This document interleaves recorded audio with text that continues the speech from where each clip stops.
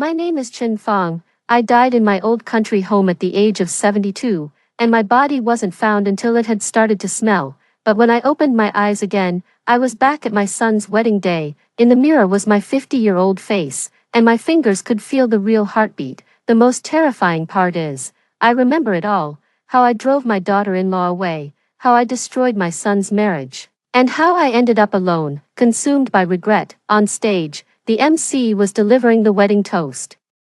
While I clutched the tablecloth desperately, watching the daughter-in-law I once called a seductress in my past life offer me tea, this time, I must not repeat the same mistakes. The cold wind seeped through the cracks of the old house, and I curled up in the damp quilt, listening to my own ragged breaths. It's been 3 days since I've had a warm meal. My hand trembled as I reached for the water glass on the nightstand, only to knock it over. The water spread across the floor.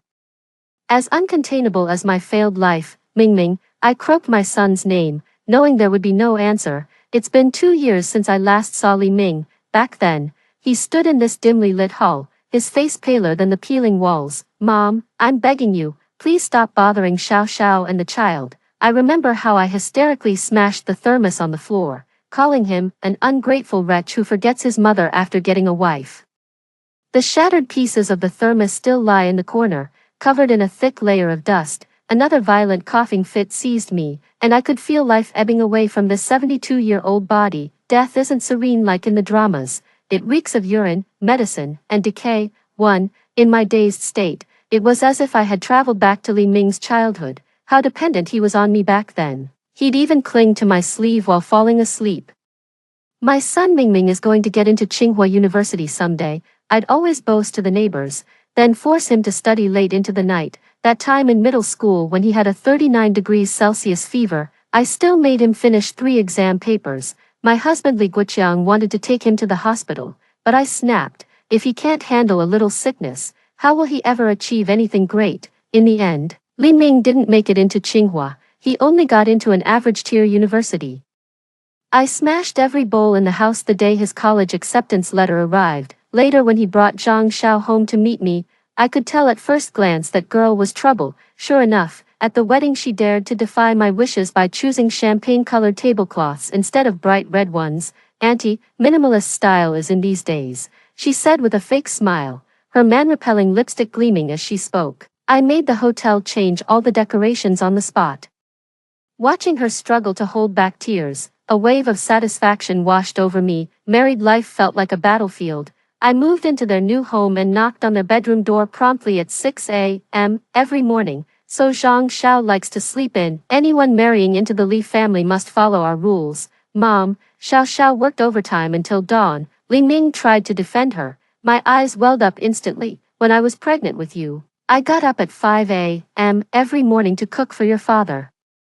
Nothing gave me more satisfaction than stirring up arguments between them. Every time I saw Zhang Xiao slam the door and leave, with Li Ming clutching his hair in agony, I felt like I'd won. It wasn't until the twin grandsons were born that my control reached its peak. Everything from the formula brand to how often you change diapers must be done exactly as I say. Mom, the doctor said we can start trying solid foods. Zhang Xiao suggested timidly. I scoffed. What do you know?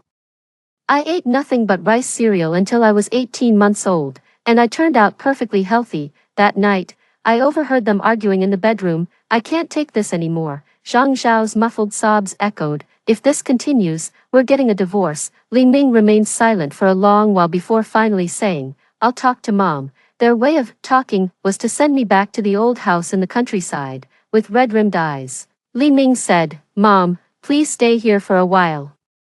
We'll come visit you often. They visited a few times during the first year, but then it was just phone calls. Eventually, even those became scarce. I wanted to hate Zhang Xiao, but I realized I hated myself even more. My consciousness grew increasingly hazy, and I seemed to see a young Li Ming running toward me, holding up a perfect test score. Look, Mom, with my last ounce of strength, I raised my hand, only to grasp at empty air. If I could do it all over again. If I could do it all over again. Auntie Chen, wake up, the wedding is about to start. My eyes snapped open to see a hotel attendant, both unfamiliar and yet strangely familiar, anxiously shaking my shoulder. In the mirror, I saw my 20 years younger self. I pinched my thigh hard. The pain convinced me this wasn't an illusion. The hotel dressing room mirror reflected my face, just past 50. The crow's feet weren't too deep yet. My hair dyed chestnut brown. Wearing that cheapao Zhang Xiao later secretly mocked as looking like a red lantern. Auntie Chen, the MC said it starts in 20 minutes. The server's voice called from outside the door. I answered with a trembling voice, my legs giving way as I sank onto the sofa. In my past life, I was throwing a fit in the banquet hall at this very moment, all because the tablecloths weren't bright red, digging my nails deep into my palms. I forced myself to stay calm. This was Li Ming's wedding, May 18th. 2015, the day my life took a turn. After taking 3 deep breaths, I pushed open the door to the dressing room. At the entrance of the banquet hall, Li Ming, dressed in a sharp suit, was talking to his groomsmen. When he saw me approaching, his body visibly stiffened for a moment. In my past life, around this time, I had just argued with him over the color of his tie. Mom, he called out softly. His eyes filled with wariness. My throat suddenly tightened. How long has it been since I last saw my son looking so young? The last time we met, his temples were already graying, and his eyes held nothing but exhaustion when he looked at me. You look handsome. I reached out to adjust his tie but stopped abruptly. Don't change a thing. It's perfect just like this. Li Ming's eyes widened as if he were looking at a complete stranger. The champagne-colored tablecloths in the banquet hall were indeed impeccably arranged. In my past life, I found this color unlucky and immediately had the hotel replace all of them. Now, I simply walked quietly to the main table and took my seat. Mother-in-law, I nodded in greeting to Zhang Zhao's mother. In my past life, I deliberately made things difficult for her during the tea ceremony, claiming their family's etiquette was lacking. Mrs. Zhang responded with a guarded smile. Clearly prepared for my provocation, as the music began, the bride made her entrance. Zhang Xiao wore a simple mermaid-style wedding dress, even more beautiful than I remembered. My past self scoffed at the dress for lacking grandeur, and immediately put on a disapproving face. The bride is so beautiful, I heard myself say. Several people at the main table turned to look at me at the same time, including my eldest sister. She leaned in and whispered, Fang, are you okay? I shook my head and focused on watching the ceremony. In my past life, I was too busy finding fault to even properly watch the couple exchange rings. Li Ming's hands trembled as he lifted Zhang Zhao's wedding veil. It suddenly reminded me of his first stage performance at age 5.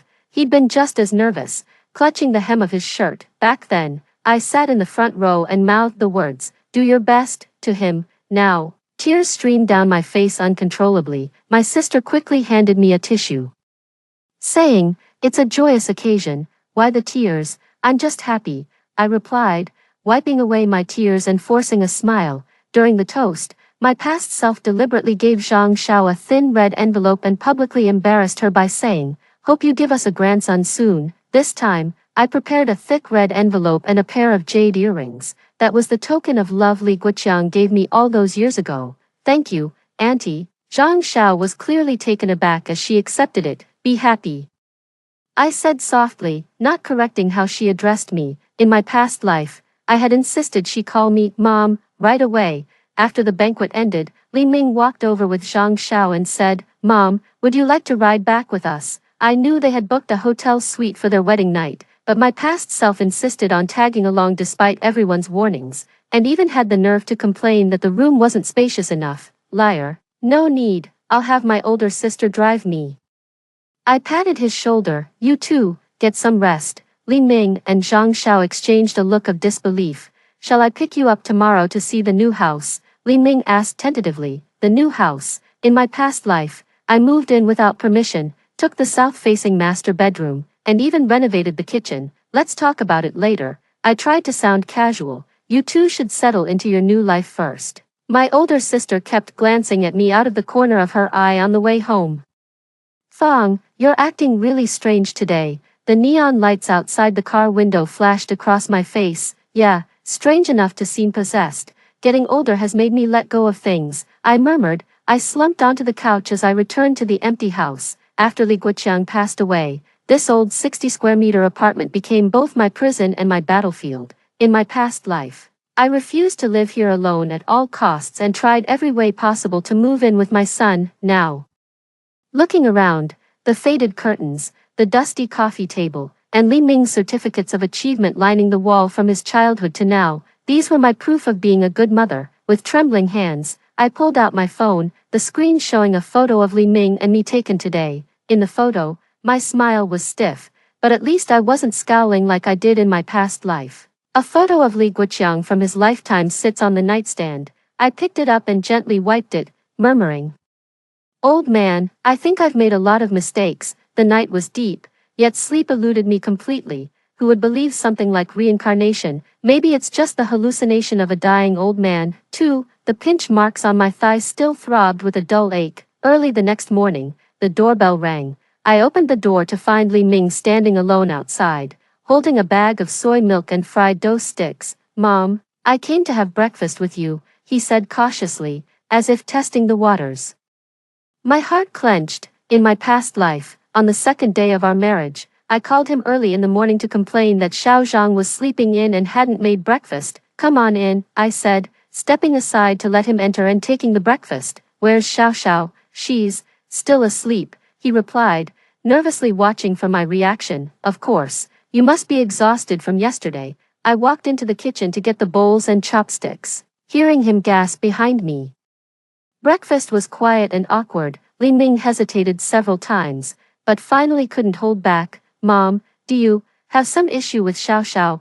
I put down my chopsticks. In my past life, I really did list Zhang Zhao's top 10 flaws during breakfast. "No, she's fine." I paused. Mom just had a sudden realization about some things. The skepticism in Li Ming's eyes didn't fade in the slightest. "What things? You're grown up now. You should have your own life." I slowly stirred the soy milk. "I won't interfere with you two anymore." His expression was as if he'd just heard the most unbelievable tale. As he was leaving, Li Ming hesitated at the door for a long moment. "Mom, Xiao Xiao and I were talking. If you'd like to move in with us." "No need," I cut him off. "I'm used to living here." After closing the door, I leaned against it and slowly slid down to the floor. The first hurdle was cleared. But changing a personality shaped over 50 years, how easy could that be? In the days that followed, I forced myself not to disturb the newlyweds. Whenever I felt the urge to call and give advice on housework, I would clean Li Guoqiang's portrait instead. As I wiped the frame, tears began to fall. "Old man, why didn't I understand this back then?" A week later, Li Ming came to visit me with Zhang Xiao, who carried fruit in hand and wore a guarded expression. "Auntie, these lychees are from my friend's hometown. They're incredibly sweet." She placed the gift box on the table with gentle care, as if afraid of breaking something fragile. In my past life, I complained that lychees were too heat-inducing and made her take them back to exchange on the spot. "Thank you, I actually love these." I accepted the gift box and noticed the wedding ring on her ring finger, the same one I'd criticized in my past life for its small diamond. After half an hour of small talk, Li Ming finally couldn't hold back. "Mom, are you really okay? You're not feeling unwell, are you?" Zhang Xia tugged discreetly at his sleeve under the table. "I'm perfectly fine," I said, rising to my feet. "Wait here, I need to fetch something." I retrieved a document folder from the bedroom, placed it on the coffee table, and slid it toward them. "These are the property deed and bank books. I've thought it through. These should have been given to you long ago." Li Ming's face paled. "Mom, what are you doing?" "I'm not giving it to you now.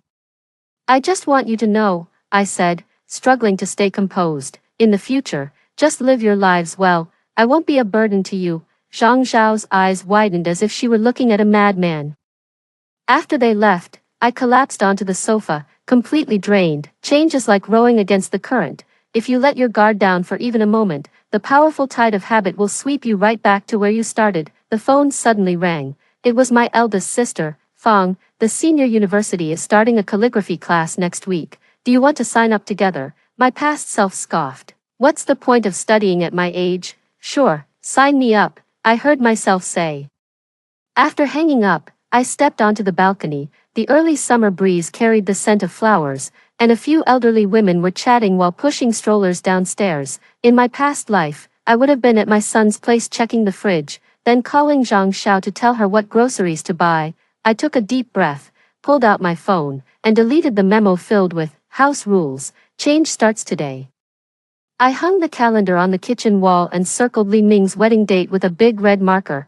2 weeks have already passed. Every morning when I wake up, I stare at the ceiling for a few seconds, making sure I've really traveled back 20 years in time. The photo of Li Guoqiang on the dresser is my only confidant. Old man, I held back from calling Mingming again today, I said to the photo, my fingers gently tracing the edge of the frame. In my previous life, by this time I would have already moved into Li Ming's new home, knocking on their bedroom door promptly at 6 every morning. My phone screen lit up with a message from Li Ming, Mom, Xiao Xiao and I would like to visit you this weekend. I stared at the message for a full minute. In my past life, I never needed them to want to visit. I simply ordered them to come home for dinner every Saturday. Sure, let me know what you'd like to eat, and I'll prepare it in advance. After sending the reply, I immediately tossed my phone onto the sofa, as if afraid I might take it back. The senior university starts today.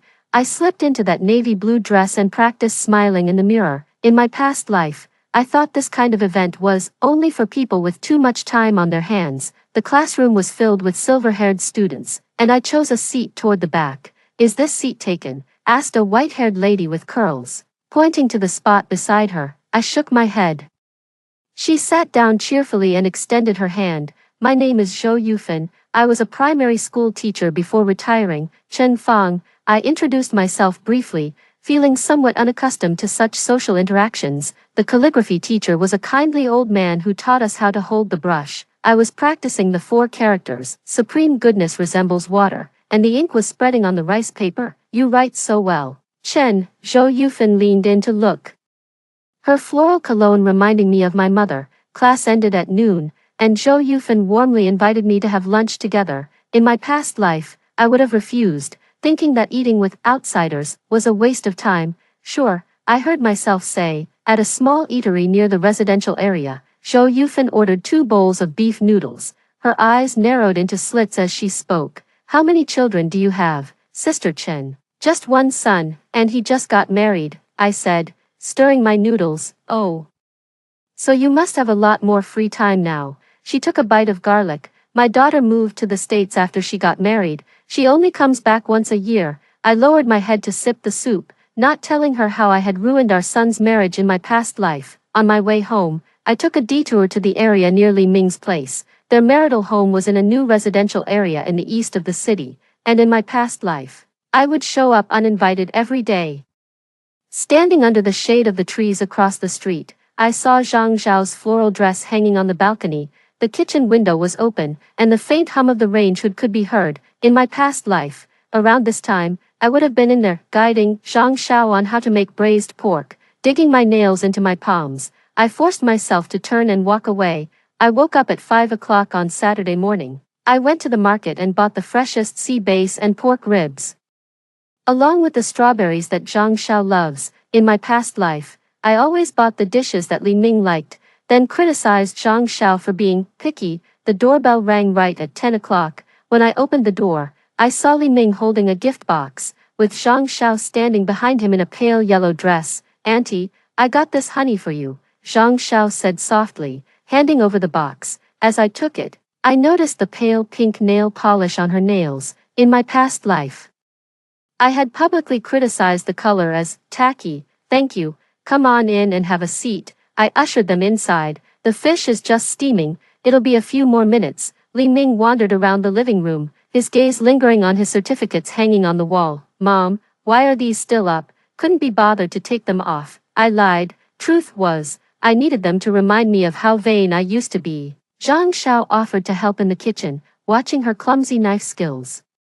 I bit my tongue and stayed silent. In my past life, I would have snatched the knife away and mocked her with, can't even chop a potato properly. Auntie, your apron is lovely. Zhang Xiao attempted to make conversation. Keep it if you like. I untied the apron and handed it to her, embroidered with, World's Greatest Chef, a title my past self insisted belonged exclusively to me. Lunch was more relaxed than I expected. Li Ming gradually loosened up and started sharing amusing stories from work. Zhang Xia occasionally chimed in, her eyes darting toward me as if gauging my reaction. The company is sending me to Hangzhou for a 3-day business trip next week, Li Ming said. My past self immediately objected, saying newlyweds shouldn't be apart. Hangzhou is lovely, don't forget to bring Xiao Xiao a silk scarf, I said, placing a piece of fish into Zhang Zhao's bowl. They exchanged that same incredulous look again. After the meal, Zhang Xiao insisted on doing the dishes. Sitting in the living room, I could hear her and Li Ming whispering in the kitchen, though I couldn't make out what they were saying. Mom, Li Ming sat down beside me, lowering his voice. Are you really okay? Sunlight streamed through the curtains, illuminating his profile, and I suddenly noticed a faint scar above his left eyebrow, a reminder of that fall he took when he was 7. I scolded him for half an hour that day, blaming him for being careless. I just want you to be happy, I said, reaching out to tousle his hair but stopping midair. As I saw them out, Zhang Xiao suddenly turned around and said, Auntie, are you free next weekend? I'd like you to come shopping with me for some clothes. I was taken aback. Our first shopping trip in my previous life ended in an argument after I criticized her choice of dress as too revealing. Sure, I heard myself say, closing the door. I leaned against it and took a deep breath. This kind of normal mother-in-law and daughter-in-law interaction feels as precarious as walking a tightrope to me. On Monday afternoon, I went for a walk in the residential square. Several elderly women were chatting on a bench, and I recognized them as neighbors from the same building. I heard that family's mother-in-law is quite formidable. She laid down the rules just 3 days after the new bride entered the household, said the loud woman in red. I slowed my pace. Young people these days don't buy into that old-fashioned thinking. My daughter-in-law won't even wash a single dish. Another chimed in, fanning herself. Old Chen's daughter-in-law got lucky. Her mother-in-law suddenly stopped meddling in their affairs. The woman in red whispered, lowering her voice. I heard she once walked in on her son and daughter-in-law. You know how it is, too embarrassed to interfere after that. My face flushed instantly. The rumors in my past life were even worse.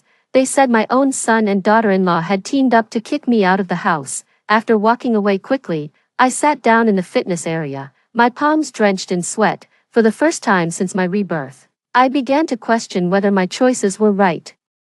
Perhaps it's a mother-in-law's duty to exercise proper discipline, as the old lady in red said. A mother-in-law who doesn't take charge isn't a good one. My phone vibrated. It was a message from the senior university class group. Zhou Yufan shared some calligraphy pieces and tagged me, asking if I wanted to walk together to the next class. I replied with a smiley emoji. At least now, I have my own social circle. On Wednesday evening, Li Ming called and said, Mom, Xiao Xiao has a checkup at the hospital tomorrow. Would you like to come along? My heart skipped a beat. In my past life, Zhang Xia hadn't gotten pregnant 6 months after marriage, and I had forced her to drink bitter herbal medicine every day. What kind of checkup? I tried to keep my voice steady. Just a routine physical, Li Ming stammered. It suddenly dawned on me. They might be trying for a baby. In my past life, I insisted on tagging along to every preconception checkup and demanded to see the reports. I've got a calligraphy class event tomorrow,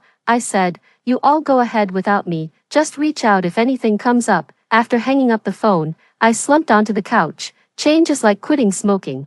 The hardest part is that moment when you instinctively reach for it. The next day after calligraphy class, Zhou Yufan pulled me aside mysteriously and said, Hey, old Chen. There's a great event this Friday, a seniors ballroom dance class starting up. Want to go together? In my past life, I thought dancing was something only eccentric old ladies would do. I'll think about it, I said, avoiding a direct refusal. On my way home, I passed by a pharmacy and, on a whim, went in and bought a few boxes of prenatal vitamins and a jar of sour plums. That evening, I quietly left the items at Li Ming's doorstep, rang the doorbell, and quickly ducked into the stairwell. My heart was pounding like a thief's when I heard Zhang Xiao opening the door. Who's there? She muttered to herself, puzzled, followed by the rustling of a plastic bag. Huh, what's this? Holding my breath, I heard her call out to Li Ming, Ming, someone left these things at the door. I tiptoed downstairs and sat on the bench in the residential complex for a long time. The night breeze cooled the flush on my face. For the first time in what felt like 2 lifetimes, I was being genuinely kind to my daughter-in-law without expecting anything in return. My phone lit up with a message from Li Ming. Mom, was it you who left that? After a moment's hesitation, I replied, Xiao Xiao's health comes first. I immediately turned off my phone after sending it, too nervous to check for a response. The stars twinkled in the sky, as if mocking my clumsy kindness. On Saturday morning, I changed into that light blue shirt. In my past life, I never wore it, thinking the color was too plain. waiting for Zhang Xiao to pick me up for shopping. The doorbell rang, but when I opened the door, only Li Ming was there. Xiao Xiao got called in for an unexpected shift, he said, scratching his head. She said she'll reschedule with you another time. I tried to hide my disappointment. No worries. Work comes first, Mom, Li Ming said suddenly. Thank you for the supplements, Xiao Xiao. She was really touched. Actually, my eyes suddenly welled up. And I quickly turned to grab my bag. Let's go, have lunch with your mom. In the mall, Li Ming was absent-mindedly scrolling through his phone. I knew he was waiting for a message from Zhang Xiao. My past self would have scolded him for forgetting his mother after getting a wife. Ming, why don't you go pick Xiao Xiao up from work? I said after dinner. I'll just browse around on my own. His relieved expression left me with mixed feelings of heartache and comfort. Walking alone through the mall, I passed by a maternity and baby store. The window displayed adorable baby onesies. In my past life, I'd bought piles of them without considering Zhang Zhao's taste. My phone buzzed with a message from Zhou Yufan. Old Chen, are you definitely going to the dance class on Friday? I signed you up. Gazing at the store window, I replied, I'm in. Change begins with every small decision. The phone rang at 5 a.m., jolting me awake from my dream. Mom. Li Ming's voice trembled over the phone. Xiao Xiao is bleeding. We're heading to the hospital now. I snapped wide awake, my fingers clutching the phone tightly. In my past life, this call came 3 months later. My first instinct was to demand what foolish thing Zhang Xiao had done. Don't panic, I'm on my way. I scrambled out of bed, my legs trembling as I pulled on my clothes. The early morning streets were deserted. The taxi driver glanced at me through the rearview mirror. Emergency. I nodded, my palms slick with sweat. When Zhang Xiao had her first miscarriage in the past life, I'd yelled at her in the hospital corridor for not even being able to carry a child to term. The emergency lights in the maternity hospital stung my eyes. Li Ming sat on the hallway bench with his head in his hands, while Zhang Xia lay pale on the gurney. Mom, Li Ming stood up, his eyes red-rimmed. I hurried to Zhang Xia's side and took her ice-cold hand. In my past life, I never did this, Auntie. Zhang Xiao spoke weakly, her eyes darting nervously as if expecting my scolding. Don't speak, save your strength. I gently squeezed her fingers. What did the doctor say? Threatened miscarriage. Bed rest is required. A female doctor in a white coat approached, flipping through the medical chart. Your HCG levels are acceptable. With proper care, the pregnancy should be fine. I nodded. In my past life, I hadn't even listened to the doctor's explanation. Too busy complaining about how fragile young people are these days. The nurse wheeled Zhang Xiao toward the ward, with Li Ming following anxiously beside her, looking completely at a loss. I stood there, suddenly realizing I had no right to follow them inside. Mom, Li Ming turned back to look at me. You go stay with Xiao Xiao. I waved my hand. I'll go get some essentials. The hospital convenience store had a pitifully small selection of goods. I grabbed a few bottles of mineral water, some wet wipes, and a pack of brown sugar. In my past life, I would have only bought Li Ming's favorite snacks. Back at the hospital room door, I heard Zhang Xia's muffled sobs. Ming, I'm scared. It's all right. The doctor said everything's fine. Li Ming murmured reassuringly. I took a deep breath and knocked before entering. Zhang Xiao quickly wiped away her tears, her body visibly tensing up. Have some brown sugar water. I poured a cup and handed it to her, deliberately bypassing Li Ming's outstretched hand to give it directly to Zhang Xiao. She hesitated before taking it, murmuring a quiet thank you. In my past life, I always had Li Ming pass along everything for me, as if showing direct kindness to Zhang Xiao would mean losing some sort of game. The doctor insisted on a 3-day hospital stay for observation. I offered to stay overnight to keep her company, leaving Li Ming speechless with surprise. You have work tomorrow, I said, plugging the charger into the bedside outlet. I'm retired. I've got nothing but time. Zhang Zhao's eyes widened, her fingers twisting the bedsheet. In my past life, I believed keeping vigil at the bedside was a daughter-in-law's duty to her mother-in-law. Late into the night, I sent Li Ming home to rest. Only the steady beep of the monitor and Zhang Zhao's soft breathing remained in the hospital room. Auntie, Zhang Xiao spoke up in the darkness. Thank you. My throat felt choked up. In my past life, I would have been listing all her wrongdoings at this moment. Get some rest. Those were the only 2 words I managed to say. Early the next morning, Li Ming arrived with breakfast while I was on a call at the end of the hallway, senior university, taking 3 days off. Yes, someone in the family is hospitalized. After hanging up, I turned around and met Li Ming's complicated gaze. Mom, you've really changed, he said, handing me a cup of soy milk. You used to hate taking time off. I bit the straw and stayed silent. Yeah, changed, at the cost of a life. The rounding doctor announced that Zhang Xiao could be discharged, but must stay in bed for 2 weeks. Li Ming looked troubled. He was tied up with an important project. I'll come cook for you every day, I said, and I won't disturb Xiao Xiao's rest. As I said this, I deliberately avoided looking at Zhang Xiao's expression. In my past life, I would have moved into their home to supervise the pregnancy. 3. When I got home, I dug out the yarn that had been buried at the bottom of a chest. After Li Guoqiang left, I never knitted anything again. My fingers fumbled clumsily with the yarn, casting on stitches while trying to recall how to knit a baby sweater. In my past life, I bought a bunch of expensive imported baby clothes and made a point of showing off to relatives, claiming, all of these were prepared by me, the grandmother. The stitches were all crooked. I kept knitting, unraveling, and starting over. 3 days later, a pale yellow little sweater finally took shape. Though one sleeve was longer than the other, when I went to pick them up from the hospital, I packed the sweater and the nutritional supplements I bought into a bag, hiding them at the very bottom. Zhang Xiao was wheeled out in a wheelchair, looking much better. I resisted the urge to remind her that pregnant women shouldn't wear makeup. In my past life, I even policed which skincare products she used. The elevator in their apartment was broken. So Li Ming carried Zhang Xiao on his back while I followed behind, lugging all the bags. My knees ached as I climbed to the 5th floor, but I kept it to myself. Mom, take it slow, Li Ming said, turning back to look at me, his forehead beaded with sweat. Keep your wife in check, I gasped, regretting the words as soon as they left my mouth. Old habits surface like hiccups sometimes. Zhang Xiao stiffened noticeably on Li Ming's back. After stepping inside, I stuffed the groceries into the fridge but still felt too awkward to take out the sweater. Auntie, why don't you sit for a bit?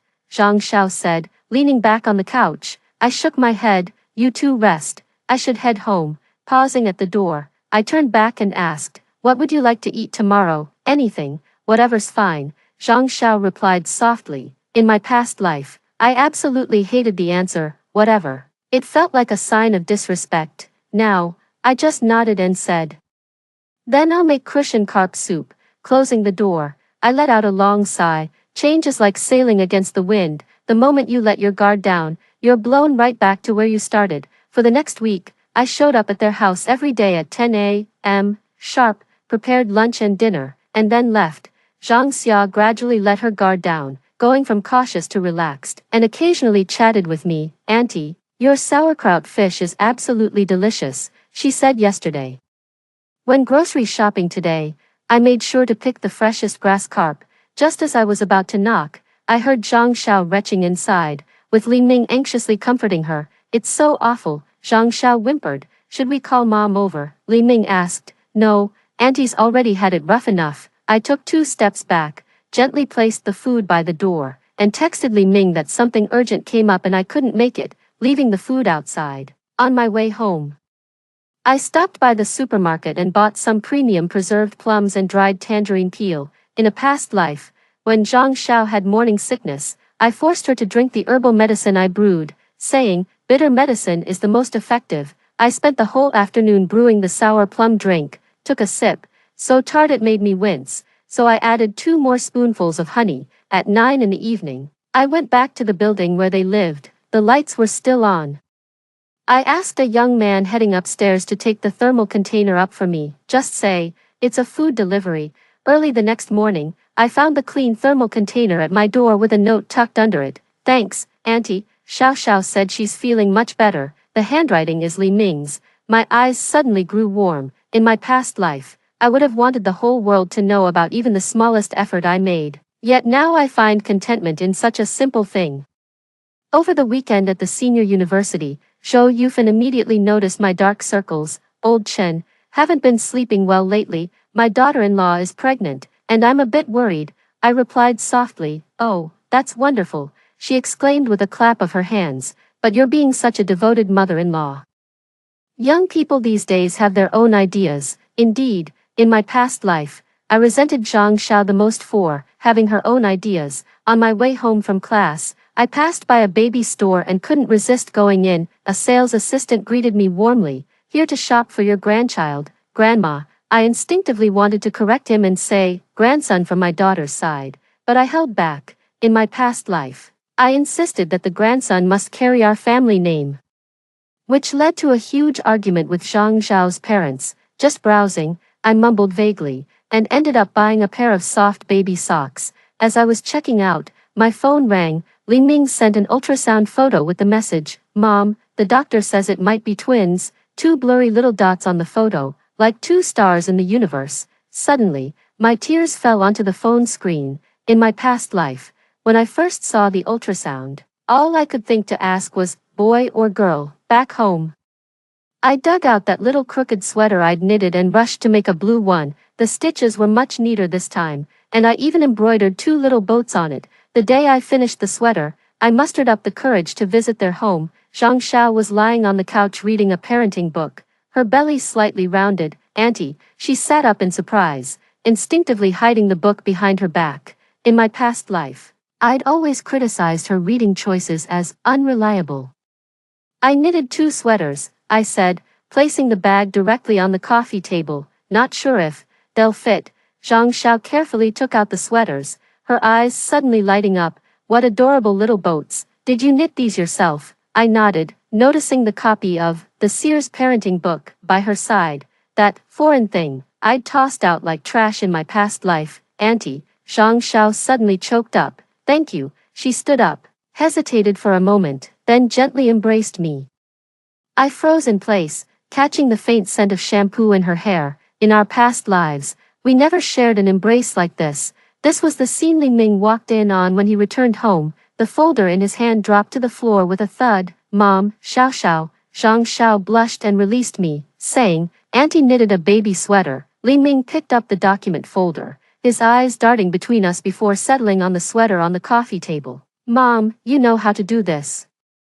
I learned it when I was younger, I said casually, not mentioning that this was the first time I'd touched knitting wool since Li Guoqiang left. That evening, I stayed for dinner. Surprisingly, Zhang Xiao cooked two dishes, though they were a bit too oily and undersalted. I didn't say a word. Auntie, I have the anatomy scan next Wednesday, Zhang Xiao said, biting her chopsticks. Would you like to come along? In my past life, I insisted on controlling every prenatal checkup, even arguing with doctors in the examination room. You young folks can handle it, I said, picking up a piece of chicken with my chopsticks. Just fill me in when you get back. Li Ming quietly reached under the table and held Zhang Xiao's hand. On my way home, my phone rang. It was a notification from the senior center dance class. Rehearsal tomorrow at 2 p.m. In my past life, I thought dancing was something only eccentric old ladies did, but now, I'm actually looking forward to it.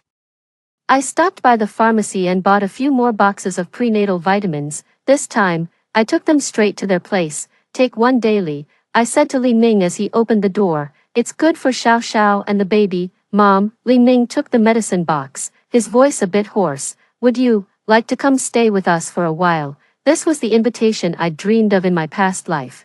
But now I shook my head. No need, you two need your space. As I closed the door, I heard Li Ming say inside, Xiao Xiao, Mom has really changed. The night breeze dried the moisture at the corners of my eyes. Change is painful, but it's worth it. The phone rang at 2:17 in the dead of night. I jolted awake from my dream, heart pounding. A call at this hour is never good news. Mom, Li Ming's voice was choked with emotion. Xiao Xiao fell. We're on the way to the hospital. There's bleeding. I snapped awake, my fingers gripping the phone like a vice. This call in my past life had come at 4 a.m. And my first thought was, how could she be so careless? Which hospital? I'm on my way. I was already getting dressed, my voice eerily calm. City maternity. Mom, I'm so scared. Li Ming's voice choked with tears. Take a deep breath. Look after Xiao Xiao. I hung up, my legs trembling as I rushed to the bathroom and splashed cold water on my face. My reflection in the mirror was deathly pale. In our past life, after Zhang Zhao's first miscarriage, I snapped at her. You couldn't even keep a child. which sent her into a month-long depression. The taxi sped through the deserted streets. The driver glanced at me in the rearview mirror and asked, "Heading to the ER?" I nodded, digging my nails deep into my palms. The last time I was at this hospital was to accompany Zhang Xiao for her prenatal checkup. Back then, I could still bite my tongue and keep my opinions to myself. The emergency room lights were blindingly harsh. Li Ming sat on the hallway bench with his head in his hands, his white shirt stained with blood. "Mom," he sprang to his feet, his eyes bloodshot. "The doctors examining her said it might be a threatened miscarriage." I patted his shoulder, resisting the urge to demand, like I had in my past life, "How could you let this happen to your wife?" Through the glass window, I saw Zhang Xiao lying in the hospital bed, her face pale and drained of color. "What happened?" I asked softly. Li Ming ran his hands through his hair in distress. "Xiao Xiao wanted water in the middle of the night, but I didn't hear her. She got up by herself and slipped in the bathroom." In my past life, I had scolded Li Ming mercilessly, accusing them of being completely irresponsible. The nurse pushed the door open and said, "Family, the patient needs to be admitted for observation. The fetus is unstable." "What are the chances of keeping it?" I asked, my voice calmer than I expected. "It's too early to tell. We'll need to monitor the next 48 hours, the nurse replied, handing over a stack of forms. "Go ahead and get the paperwork started." Li Ming reached for the forms, but I stepped in first. "You stay with Xiao Xiao, I'll handle it." There was a line at the payment window, and my legs wouldn't stop shaking. In my past life, I never bothered with these trivial matters, only focusing on scolding Zhang Xiao in the hospital room. After finishing the paperwork and returning, Zhang Xiao had already been wheeled into the ward. When she saw me enter, her body visibly stiffened, and her eyes darted around nervously. "Auntie," she whispered weakly, as if bracing for my scolding. I walked to the bedside and gently took her hand, something my past self would never have done. "Don't overthink it, just rest." Her hand felt cold and clammy, her knuckles tense. I noticed the well-worn copy of the Sears parenting book on the nightstand, its corners dog-eared. The doctor came by on rounds and used a lot of medical jargon. In my past life, I would have interrupted the doctor and insisted on using old-fashioned methods to protect the pregnancy. This time, I just listened quietly and then asked, "What do you need us to do to help?" "Complete bed rest, for at least a week," the doctor said, adjusting his glasses. "Staying calm is also very important." Zhang Xia closed her eyes, tears trickling down from the corners. I took a tissue and gently wiped them away for her. "Mom, you should go back and rest. I'll stay here and keep watch," Li Ming said. I shook my head. "You have work tomorrow." "I'm retired, so it's fine." In my past life, I thought keeping vigil by the sickbed was a daughter-in-law's duty to her mother-in-law, but now the roles are reversed. The nurse came to administer the fetal preservation for, and Zhang Xiao turned her face away in fear. I instinctively grabbed her other hand, as if she were my own daughter. "It'll stop hurting soon," I said, my voice so gentle it sounded unfamiliar to me. The drip sound was especially distinct in the quiet hospital room. Li Ming dozed off curled up in the visitor's chair, and Zhang Xiao finally closed her eyes to rest as well. I sat by the bedside, watching the four drip steadily, outside the window. The sky was gradually brightening. In my past life, around this time, I would have been complaining about the hospital's hard chairs and the pungent smell of disinfectant. When the nurse came to change the four bag, Zhang Xiao woke up and immediately grew tense again. I poured a cup of warm water, inserted a straw, and held it to her lips. "Thank you, Auntie," she murmured, her guarded expression softening slightly. During morning rounds, the doctor said the test results showed some improvement, but further observation was still needed. Li Ming had to rush to the office for an urgent matter, and before leaving, he looked at me as if he wanted to say something but hesitated. "Go ahead, I've got this," I said, though I wasn't entirely sure myself. Only the two of us remained in the hospital room. Zhang Xia stared at the ceiling, while I pretended to read the newspaper, not taking in a single word. "Auntie," she said suddenly, "you don't have to stay with me the whole time, I'm fine." I folded the newspaper. "Are you hungry? What would you like to eat?" She froze, clearly not expecting me to ask that. In my past life, I would have just decided what she should eat because it was good for the baby. "A little, I'd like some sour plum drink," she said hesitantly. I stood up. "I'll go home and make it, be right back." Stepping out of the ward, I let out a long sigh. Change is like walking in ill-fitting shoes. Every step feels awkward. I had all the ingredients for sour plum soup at home. While brewing it, I remembered forcing Zhang Xiao to drink those bitter medicines in my past life, and a heaviness settled in my chest. When I got back to the hospital, Zhang Xiao was reading that parenting book. Seeing me walk in, she instinctively hid the book under the covers. The new knowledge these days. It's actually pretty good, I said, setting down the thermal container and forcing a smile.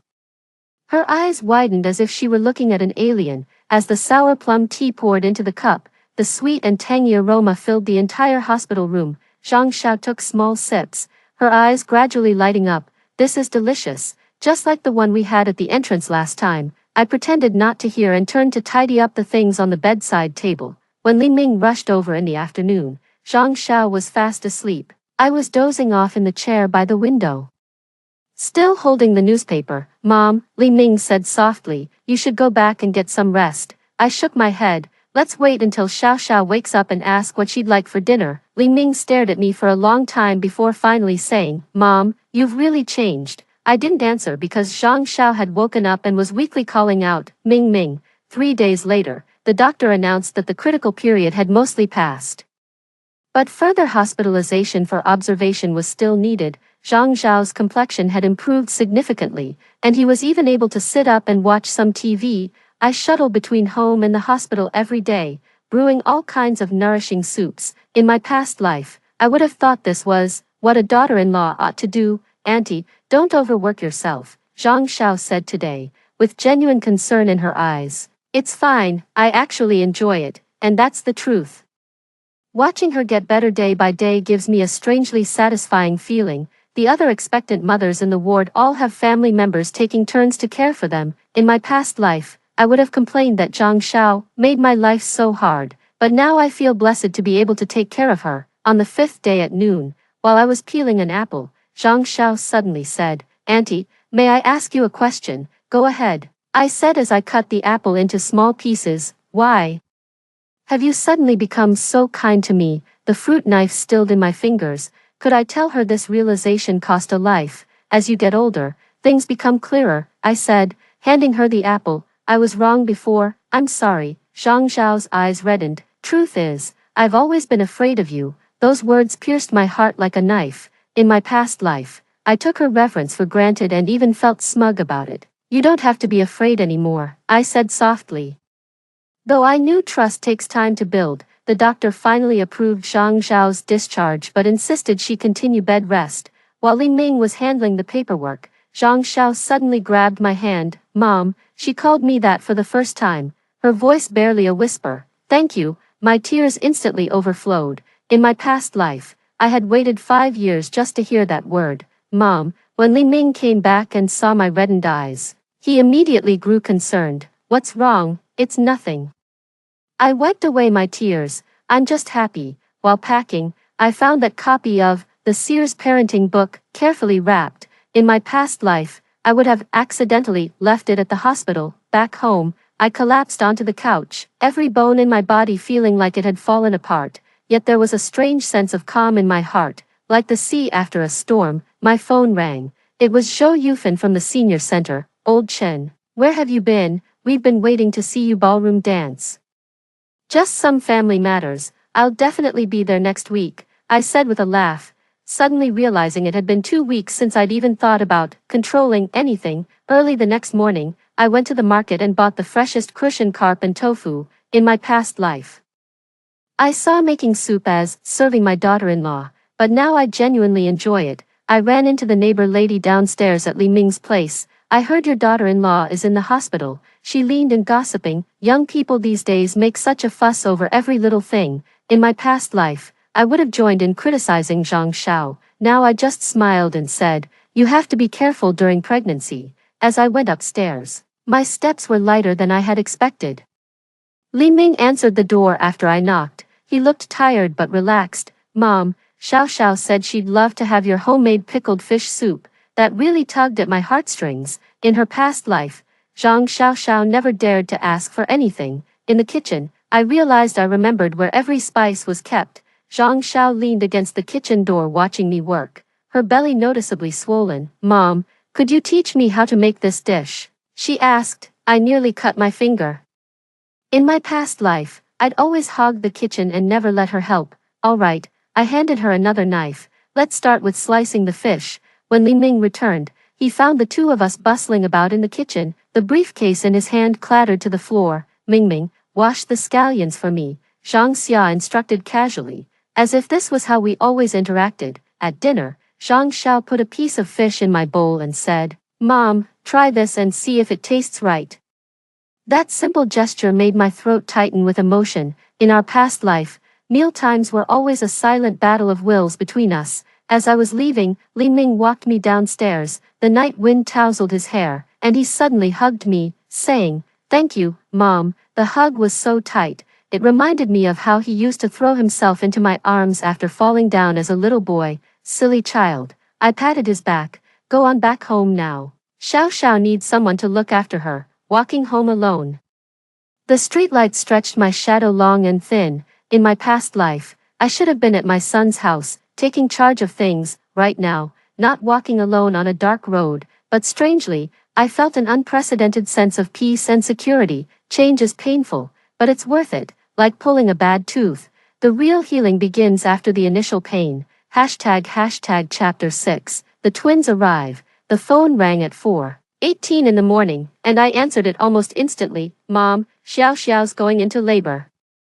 Li Ming's voice was shrill and frantic. The doctor said the twins might come early. I bolted upright, my vision going black for a split second. In my past life on this very day, I spent half an hour doing my makeup before leaving the house because you have to look presentable when meeting your grandchildren. "I'll be right there." 3 minutes later, I was already rushing out the door. In the taxi, I clutched my phone tightly. In my past life, when Zhang Xiao was giving birth, I kept criticizing her outside the delivery room for being disobedient during her pregnancy, which nearly made Li Ming turn against me. The emergency lights at the maternity and child hospital were painfully bright. Li Ming paced back and forth outside the delivery room, his hair a disheveled mess. "Mom," he rushed over, his eyes bloodshot. "She's 3 centimeters dilated. The doctor said she might need a C-section." I patted his shoulder, resisting the urge to complain like I did in the past about how natural birth is better for the baby.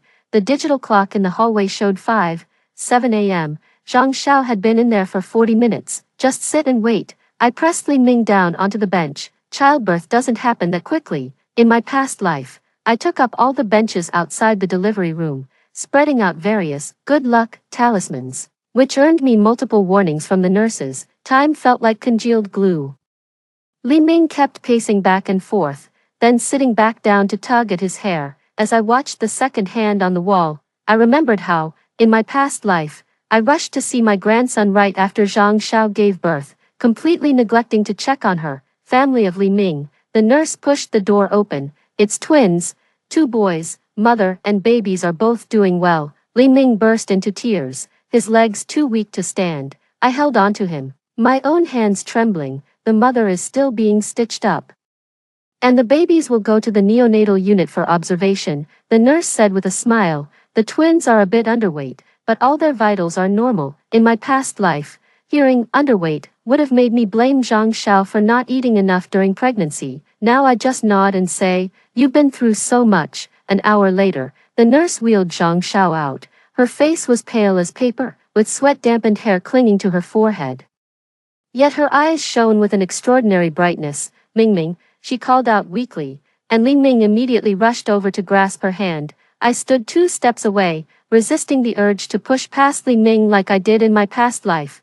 Zhang Xiao's gaze shifted to me, a faint smile touching her lips. "Mom, the children take after Ming." For tears welled up in my eyes. She had said the same thing in our previous life, and I had replied, "Thank goodness they don't take after you. You're amazing."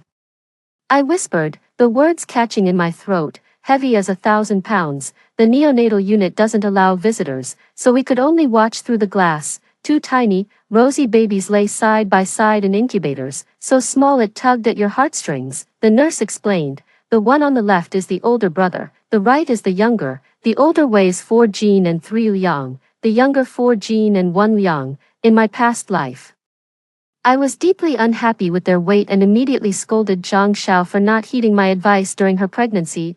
"I'm just pressed against the glass. gazing greedily at the two little lives. Mom, why don't you give them nicknames? Li Ming said suddenly. The names from their past life were something I forced upon them. I never even asked Zhang Xiao's opinion. Well, maybe let Xiao Xiao decide. I glanced over at Zhang Xiao lying in the hospital bed. She blinked in surprise. Mom, you've seen it all. After a few rounds of polite deferral, we settled on naming the older brother Anan and the younger one Kong Kong, symbolizing peace and health. During those days in the hospital, I delivered meals daily but no longer provided round-the-clock care like I did during the bed rest period. In my past life, I treated the hospital room as my personal domain. Even Zhang Zhao's parents had to tread carefully when visiting their grandchild. The day before Zhang Xiao was discharged from the hospital, a nurse came to teach newborn care. I sat in the corner and listened attentively, not constantly interrupting like I did in my past life with remarks like, "That's not how we did it back in my day. Mom, aren't you going to come over and learn?" Zhang Xiao called out to me. I shook my head and said, "You young people pick things up quickly. I'm too old to remember all this." That's a lie.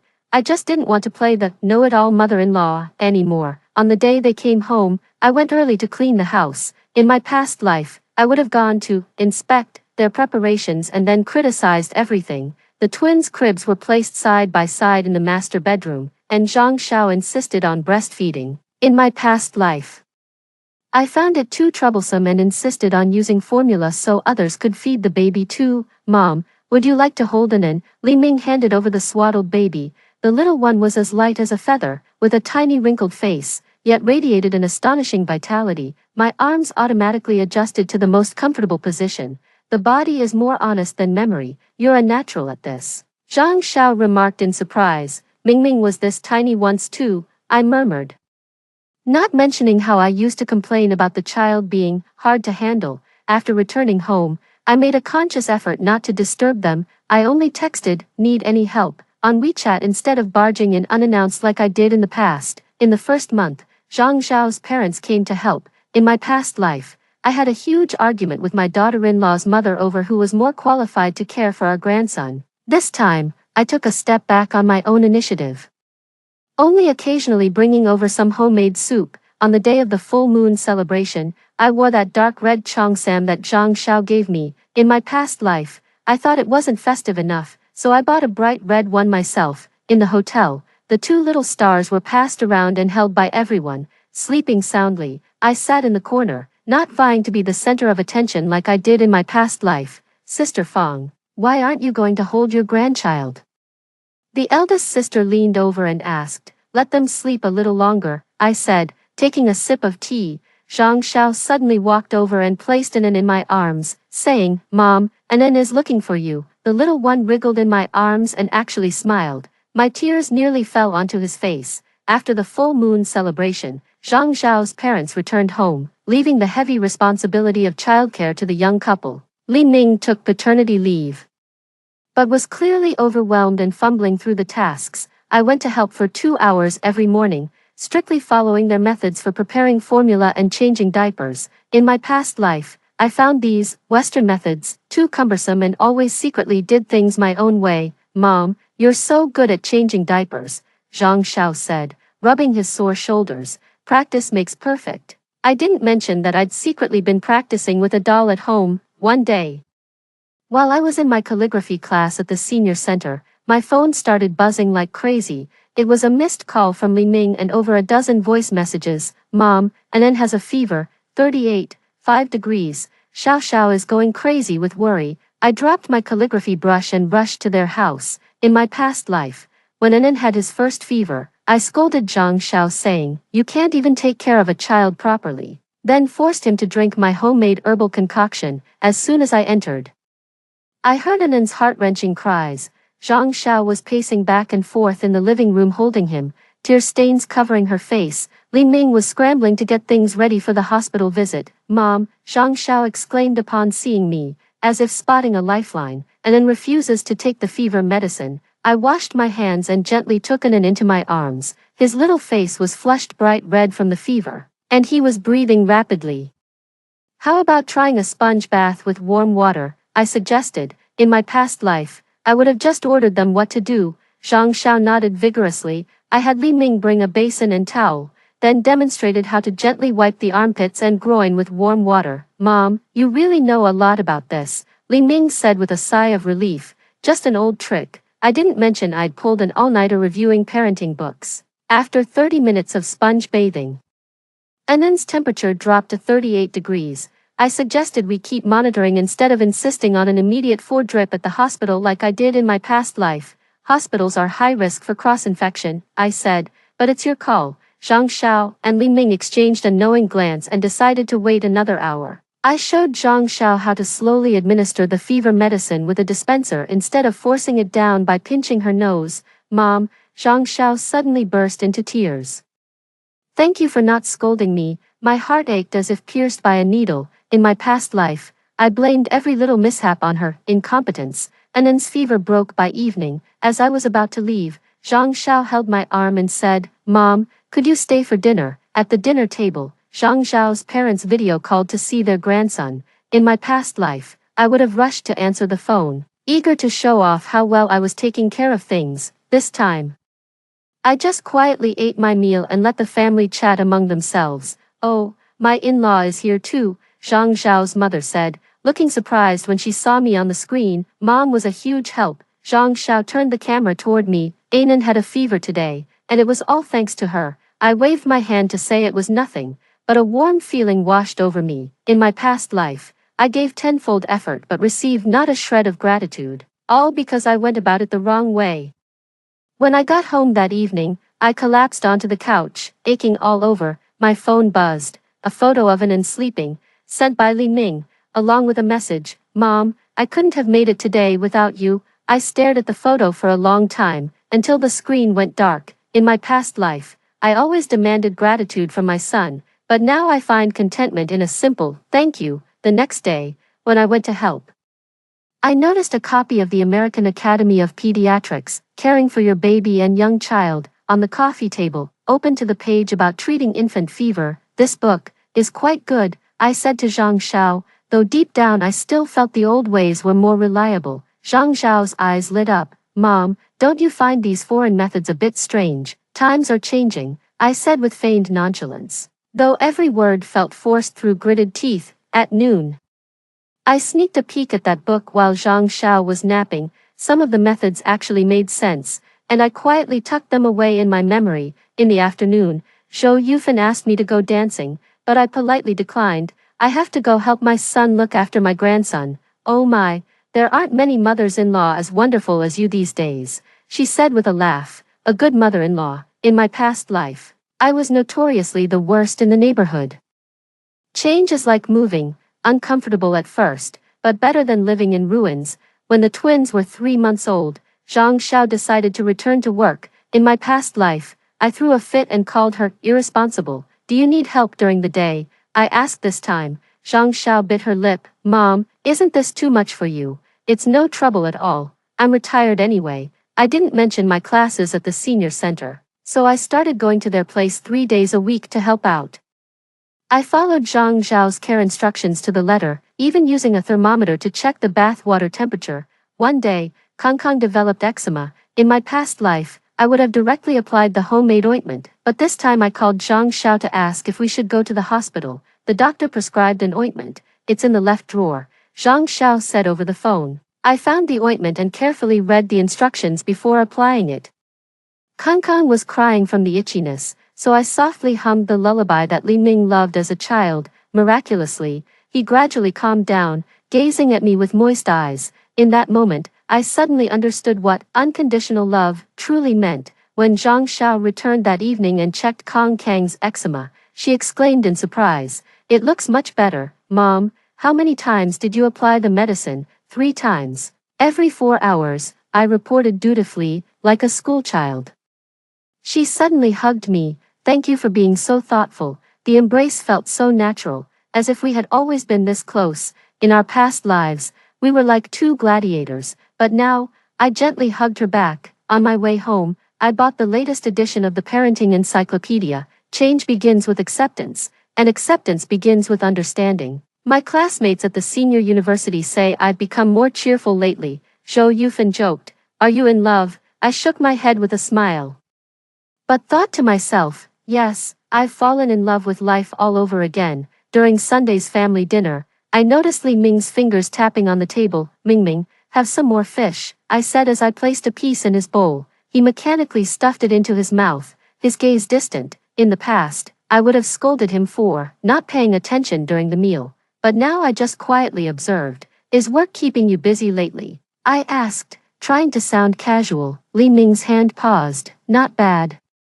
Same as usual. Zhang Xiao was feeding Kong Kong rice porridge when she glanced up at her husband. Her brow furrowed slightly. She had noticed something was off too. After the meal, Li Ming volunteered to do the dishes. I made an excuse to fetch the apron I'd left in the kitchen and found him standing blankly by the sink, the tap running loudly. Ming, I said softly, the water's overflowing. He snapped back to reality and hurriedly turned off the tap. Mom, I'm fine, just a bit tired. I nodded without pressing further. In my past life, I would have forced him to spill all his troubles and then offered some brilliant advice. On the way home, Li Ming's unusual behavior kept playing on my mind. My phone suddenly vibrated. It was a photo from Zhou Yufan's dance class. I mechanically hit like, but my thoughts were entirely focused on my son. The next morning, I found myself inexplicably drawn to the office building where Li Ming worked. In my past life, I often made these surprise visits to check if he was really working overtime. The cafe's floor-to-ceiling windows offered a clear view of the building's entrance. I ordered a cup of black tea and pretended to read the newspaper. At 10:15, Li Ming hurried into the building, his suit crisp but his shoulders slumped. Around noon, a group of well-dressed people emerged from the building, but Li Ming wasn't among them. Just as I was about to leave, I suddenly saw him walking out of the building alone, clutching a document folder. He stood by the roadside, lost in thought, then abruptly hurled the folder into a trash can and walked into a small noodle shop. After he went in, I found myself inexplicably drawn to the trash can. A corner of the file folder was sticking out. After hesitating for a long time, I finally pulled it out. The words, layoff list, draft, jumped out at me. My hands began to tremble as I flipped to the third page and saw Li Ming's name, followed by the note, severance package, N+2. In my past life, Li Ming had been hiding his unemployment for 2 months, only coming clean after his credit card payments were overdue. I scolded him as good for nothing and a waste of my college tuition, then forced him to beg relatives for job referrals. I shoved the folder back into the trash, my palms drenched in sweat. The black tea had gone cold. I downed it in one gulp, paid the bill, and left. After getting home, I dug out the bank book and property deed. Though not very spacious, this old house left by Li Guoqiang is in a prime location. In my past life, I clung to the belief that family heritage shouldn't be touched, even if it meant watching my son struggle. That evening, I sent Li Ming a WeChat message. Are you free for lunch tomorrow? I'd like to take you out for a meal. He replied quickly, great. I actually have something I wanted to talk to you about. The next day, I arrived at the agreed-upon restaurant half an hour early. Li Ming was 10 minutes late, with 2 big dark circles under his eyes. Mom, he said as soon as he sat down, I might have to. Lost your job, I said softly. His eyes widened. How did you know? Just a guess. I didn't mention the trash bin. Any plans? He twisted his fingers together. Sent out a few resumes, but the job market's tough this year. Please don't tell Xiao Xiao. She just went back to work. We fell silent as the waiter served the dishes. In my past life, I would have immediately offered a perfect solution, but now I just quietly listened to him speak. Actually, I've always wanted to start my own business, Li Ming said suddenly. Cross-border e-commerce. A few former colleagues are interested too. His eyes lit up as he elaborated on the plan in detail. In my past life, I had a deep aversion to unstable jobs and insisted that he take the civil service exam. How much do you need? I asked. After he finished speaking, Li Ming was stunned. Mom, I'm not asking to borrow money from you. I took the passbook and property deed out of my bag and pushed them toward him. There's $1 million in savings here, and the house can probably be mortgaged for about $2 million. His jaw dropped in disbelief. Mom, this is your retirement savings. Money sitting around is just money sitting around, I said with feigned nonchalance. Think of it as an investment. In my past life, I was extremely tight with money, even keeping tabs on every penny when Li Ming went to college. Mom, Li Ming's eyes welled up. What if we lose it all? Is there any business venture that's a sure bet? I patted his hand. I believe in you. Son, those words seemed to flip a switch. Li Ming suddenly slumped over the table, his shoulders shaking with heavy sobs. Patrons in the restaurant were casting sideways glances, but I just gently rubbed his back. In his past life, Li Ming never dared to cry in front of me for fear of being called a failure. Sorry, Mom. He lifted his head, wiping his face haphazardly. The pressure's just too much. It's good to let it out. I handed him a tissue, avoiding any lecture. After the meal, I insisted on going to the bank to transfer the money. Li Ming followed behind me like a sleepwalker. Mom, he suddenly said at the bank entrance, aren't you going to ask me about the details of my startup? In my past life, I would have micromanaged every detail of guiding him on how to run a business. You know the ropes better than I do, I said with a smile. Come to me if you need advice. After the transfer, Li Ming insisted on driving me home. On the bus, he held my hand the whole way, just like when he was a child afraid of getting lost. Mom, you've really changed, he said as we got off. I didn't answer, but reminded him, tell Xiao Xiao soon. Couples shouldn't keep secrets from each other. That evening, Li Ming sent a message. I told Xiao Xiao, and she's very supportive. She even said we could cut back on expenses. I held my phone, tears falling onto the screen. In her past life, Zhang Xiao had a big fight with Li Ming after hearing the news and went back to her parents' home for a week. 3 days later, the young couple came to see me together, bringing a detailed business plan. Mom, take a look, Li Ming said excitedly as he flipped through the pages. We've already registered the company. I put on my reading glasses and studied the document carefully. To be honest, I couldn't understand many of the technical terms, but I could feel their passion. Excellent, I said as I closed the file. When will the opening be? Next Monday, Zhang Xiao blurted out. Thank you for your support, Mom. She's been calling me Mom more and more naturally. Around this time in our past life, we were probably giving each other the silent treatment over some parenting issue. The day before the grand opening, Li Ming invited me to check out their modest office space. 3 young people were troubleshooting computers and greeted me in unison with, hello, Auntie. This is our team, Li Ming said proudly. All key members from our previous company. I brought homemade cookies for everyone. In my past life, I would put on the airs of an investor and nitpick employees' work. Auntie's cookies are delicious, said a girl wearing glasses. Glad you like it, I replied with a smile, resisting the urge to lecture about the importance of frugality for young people. In the first month after opening, Li Ming was run off his feet and lost 5 pounds from the non-stop hustle. Zhang Xiao, juggling work and caring for twins, looked noticeably worn out. I stepped up to help with the kids more often, but always knew where to draw the line. Every time I visited, I strictly followed their parenting methods, even double-checking the formula mixing ratios. One day, when Zhang Xiao was working overtime, I took care of their 2 children at their home. Li Ming came home early for once, collapsed on the sofa and fell asleep with his computer still on. I quietly covered him with a blanket and caught a glimpse of a financial report on the screen. The red numbers were alarming. In my past life, I would have immediately shaken him awake and demanded, where did all the money go? But this time, I quietly closed the laptop and went back to soothing the child to sleep. During dinner, Li Ming suddenly said, Mom, the company's hit a rough patch.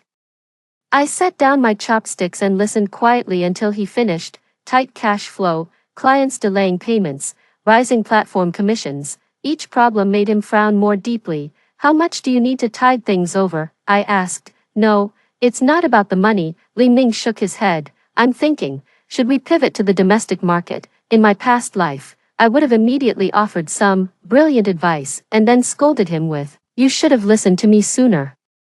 You know the market better than I do, I said slowly. Whatever you decide, Mom will support you. Li Ming stared at me for a long moment, then suddenly smiled. Mom, you know what, the more you hold back, the more I actually want to hear your advice. My heart skipped a beat. In my past life, I begged him to listen to my advice to no avail. Now that I'm not offering any, he's actually asking for it. As the old saying goes, don't dabble in what you don't understand, I said cautiously.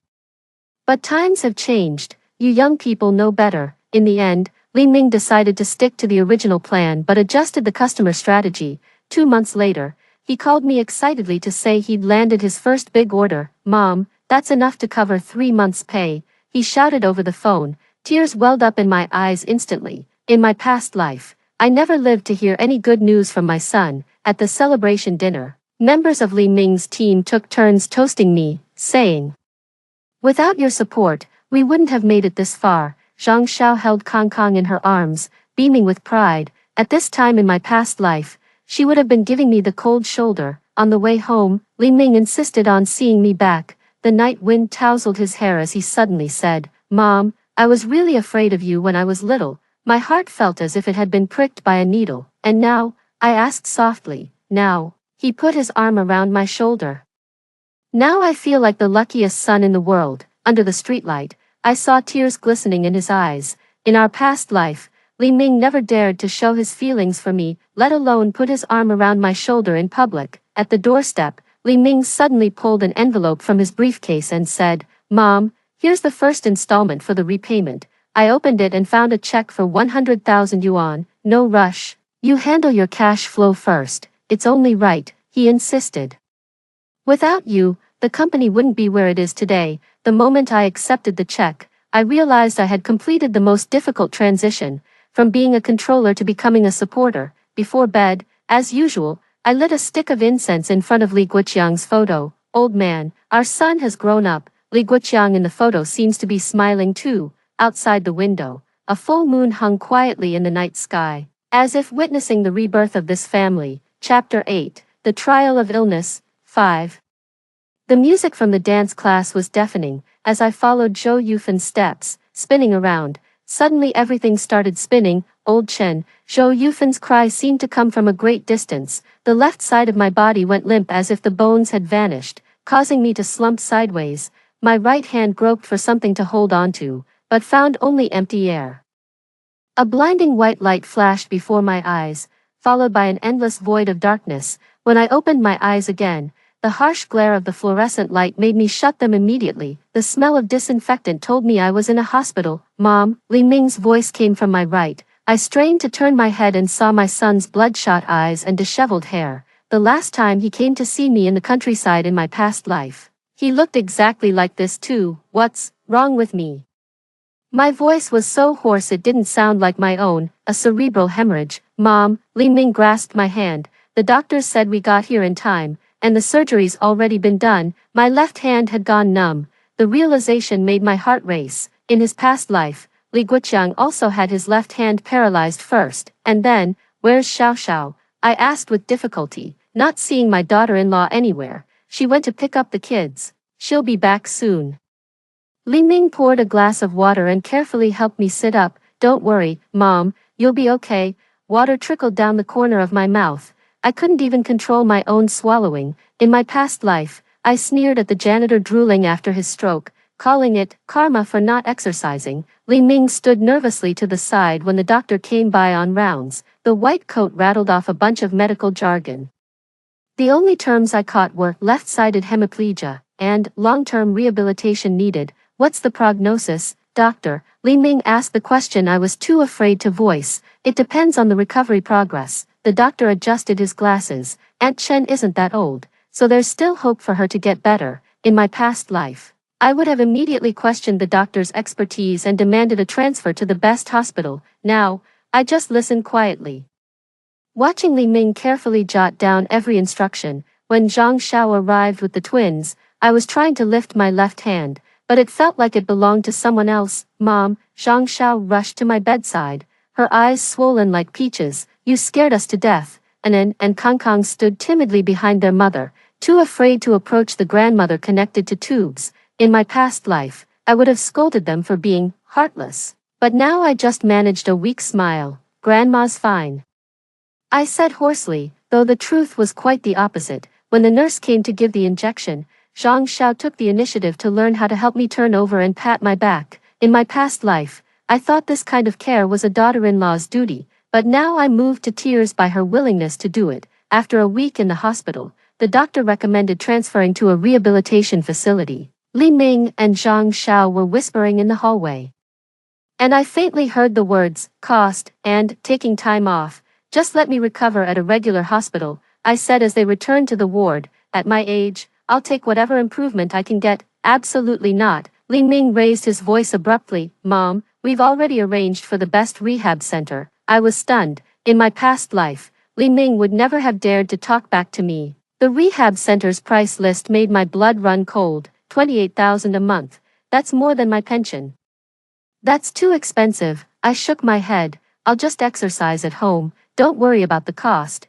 Zhang Xia pressed my hand. The company's doing very well right now. Her hand was warm and dry, reminding me of the day Li Guoqiang passed away. I'd held his hand just like this. On the day of the transfer, a light drizzle fell from the sky. Li Ming carefully helped me into the wheelchair, while Zhang Xiong held an umbrella, leaving half of his own body exposed to the rain.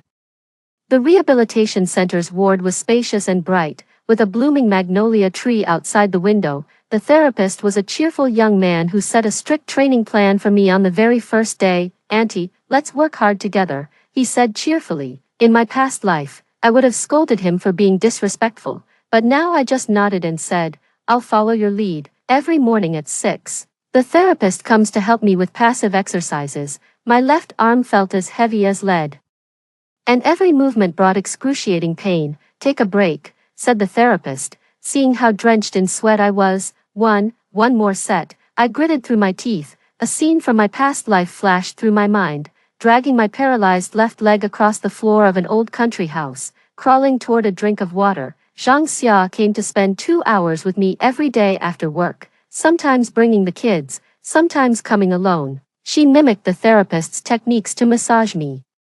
Though her pressure wasn't quite professional, there was an extra tenderness to it. "Isn't the company busy?" I asked her one day. "It is," she replied without looking up, continuing the massage. "But you're more important." Those words struck my heart like an arrow. In my past life, I never heard such heartwarming words before I died. Li Ming brings the twins over to stay for 2 days every weekend. The children went from being scared at first, to gradually daring to approach me, and eventually even climbing onto my sickbed to tell me stories. "Grandma, I drew a little bird for you," and then held up a doodle. The bird in the drawing was clumsily sketched, but I cherished it like a treasure. In my past life, I would have dismissed it as not looking right, but now I had Zhang Xia hang it by the bedside right away. A month later, I could slightly lift my left hand. The therapist cheerfully called it a huge step forward, but I grew impatient with the slow pace of recovery. "Don't worry, Mom," Li Ming reassured me. "It takes time to heal from serious injuries, especially when it's a head trauma." In my past life, I'd said those exact same words to Li Guoqiang, but my tone had been dripping with impatience. One day when Zhang Xiao was working overtime, I was doing my rehab exercises alone in the hospital room. When I tried to pick up the water glass, it slipped from my grasp and shattered on the floor. Water splashing everywhere, a wave of frustration washed over me. I pounded my uncooperative left hand as tears streamed down my face. In my past life, I looked down on useless old fools, and now I'd become one. The nurse hurried over at the sound, quietly wiped the floor, and handed me a glass of water, saying, "Take it easy, ma'am." When Zhang Xiao arrived in the evening, I was staring blankly at the magnolia tree outside the window. Petals drifted down in the wind, much like my own fading vitality. "Mom," Zhang Xiao set down her bag and said mysteriously, "Guess who I ran into today?" I mustered a faint show of interest. "Who was it?" "Mr. Zhou, the dance instructor from the senior center," Zhang Xiao said with a smile. "He was asking why you haven't been coming lately and was really worried about you." My face suddenly grew warm. In my past life, I would never have allowed my daughter-in-law to know about any interaction I had with the opposite sex. "Is he doing all right?" I asked quietly. "That's nice," she said. "We'll dance together once you've recovered," Zhang Xiao said while brushing my hair. "Mom, isn't Mr. Zhou a good person?" I gave a vague response, but my heart was racing. In my past life, I had poured all my emotions into my son, never imagining I still had the right to pursue my own happiness. By the second month of my recovery, my left hand was steady enough to hold a spoon. That afternoon, I insisted on eating by myself. Even though I spilled half of it, it was still progress. When Zhang Xiao arrived, I was practicing walking. The therapist held my waist as I wobbled like a toddler taking their first steps. "Mom, you can walk." Zhang Xiao dropped her bag and rushed over. The three of us shuffled along like conjoined twins, drenched in sweat after just 3 steps. Yet Zhang Xiao and Li Ming were as thrilled as if I'd just finished a marathon. That night, I had a nightmare. I dreamed I was back in that damp, gloomy old house from my past life, dragging my left leg as I crawled toward the water cup on the table. I woke with a start, my pillowcase soaked through, moonlight streamed through the window, glinting off the family photo on the bedside table. It was taken last spring festival. I sat in the middle holding the twins, with Li Ming and Zhang Xiao standing behind us, all beaming with joy. The next day, Zhang Xiao took time off to accompany me to rehab. During a break in training, she suddenly said, "Mom, you know, your illness really scared Mingming and me." Looking at the fine lines around her eyes, I suddenly realized how much stress this illness had put on the kids. "I'm sorry," I said softly. "What are you apologizing for?" Zhang Xia held my hand. "It's just, we suddenly realized you're getting older too." This sentence opened a floodgate of emotions. Perhaps it was the vulnerability from illness. Or perhaps the secret of my rebirth had been weighing on me for too long. I suddenly said, "Xiao Xiao, what if I told you, I've died once before, would you believe me?" Zhang Xiao was stunned. "In my past life, I was a wicked mother-in-law," I said, gazing at the magnolia tree outside the window, its petals drifting down. "I drove you all into a corner, only to die alone in that old country house." Zhang Xiao's hand tightened, but she didn't interrupt me. "After death, I was reborn, returning to the day of Mingming's wedding," I continued, my voice soft as a feather. "In this life, I want to be a good mother-in-law." "Mom," Zhang Xiao interrupted softly, "this is a common hallucination after a cerebral hemorrhage," the doctor said. "I know it sounds absurd," I said with a bitter smile, "but this is why I've changed so suddenly." Zhang Xiao fell silent for a long moment before finally saying, "Whether it's an illusion or not, you are the mother we love most right now." For the first time, she didn't use auntie or grandma, she called me mom directly. My tears burst forth uncontrollably. The term of endearment I had desperately tried but failed to earn in my past life had now come to me so naturally. By the third month of recovery, I could already walk slowly with a cane, though my left hand wasn't very nimble. I could manage basic daily tasks on my own. When the doctor said I could go home to recuperate, Li Ming and Zhang Xiao were as excited as kids. They rearranged the living room and put my bed in the sunniest spot. "Mom, we've hired a caregiver to look after you during the day," Li Ming said. "Xiao Xiao and I will take turns staying with you for your rehab exercises in the evenings." "It's too expensive," I objected without thinking. "It's worth it," Zhang Xia said firmly. "You took care of me the same way when I was young." This sentence struck me like a lightning bolt. So this is how the cycle of kindness comes full circle. The care I once gave her is now returning to me in a different form. On my first day back home, Zhou Yufan came to visit me with her friends from the senior university. They all chimed in with amusing stories from my absence, filling the room with laughter we hadn't heard in ages. "Get well soon, Lao Chen," Zhou Yufan said as she left. "Teacher Zhou is still waiting to waltz with you." Everyone burst into laughter, and my face turned as red as a boiled shrimp. But unlike in my past life, I didn't get angry or embarrassed. That evening, while Zhang Xiao was helping me wash up, she suddenly said, "Mom, Teacher Zhou is really nice. If you like him, don't talk nonsense." I cut in hastily, though I couldn't help but smile. Before bed, Li Ming massaged my left leg with a surprisingly professional touch. "Mingming," I asked softly, "Mom's illness has put you through so much lately." "Mom," he looked up at me with clear eyes, "you raised me when I was young. It's only right that I care for you in your old age." This reminds me of when he had a fever as a child. And I stayed up all night trying to bring it down with cool compresses. It turns out love was always there. I just couldn't see it in my past life, buried under control and impossible standards. Outside the window, a crescent moon hung in the sky. It suddenly hit me. This second chance isn't just about fixing mistakes, it's about truly understanding what family love feels like. Illness took away my health, but gave me something far more precious. Learning to receive love is just as important as learning to give it. At my first senior university class after recovery, my palms were drenched in sweat. "Old Chen," Zhou Yufan's booming voice carried across half the playground, "you've finally returned." She trotted over and hugged me, her perfume so strong it made me sneeze. In my past life, I would have considered such intimacy improper, but now I hugged her back. "Ms. Zhou asks every day when you're coming back," she said with a wink. Pulling me toward the dance studio, my heart suddenly started racing. Mr. Zhou, the retired Chinese teacher I met at the dance class.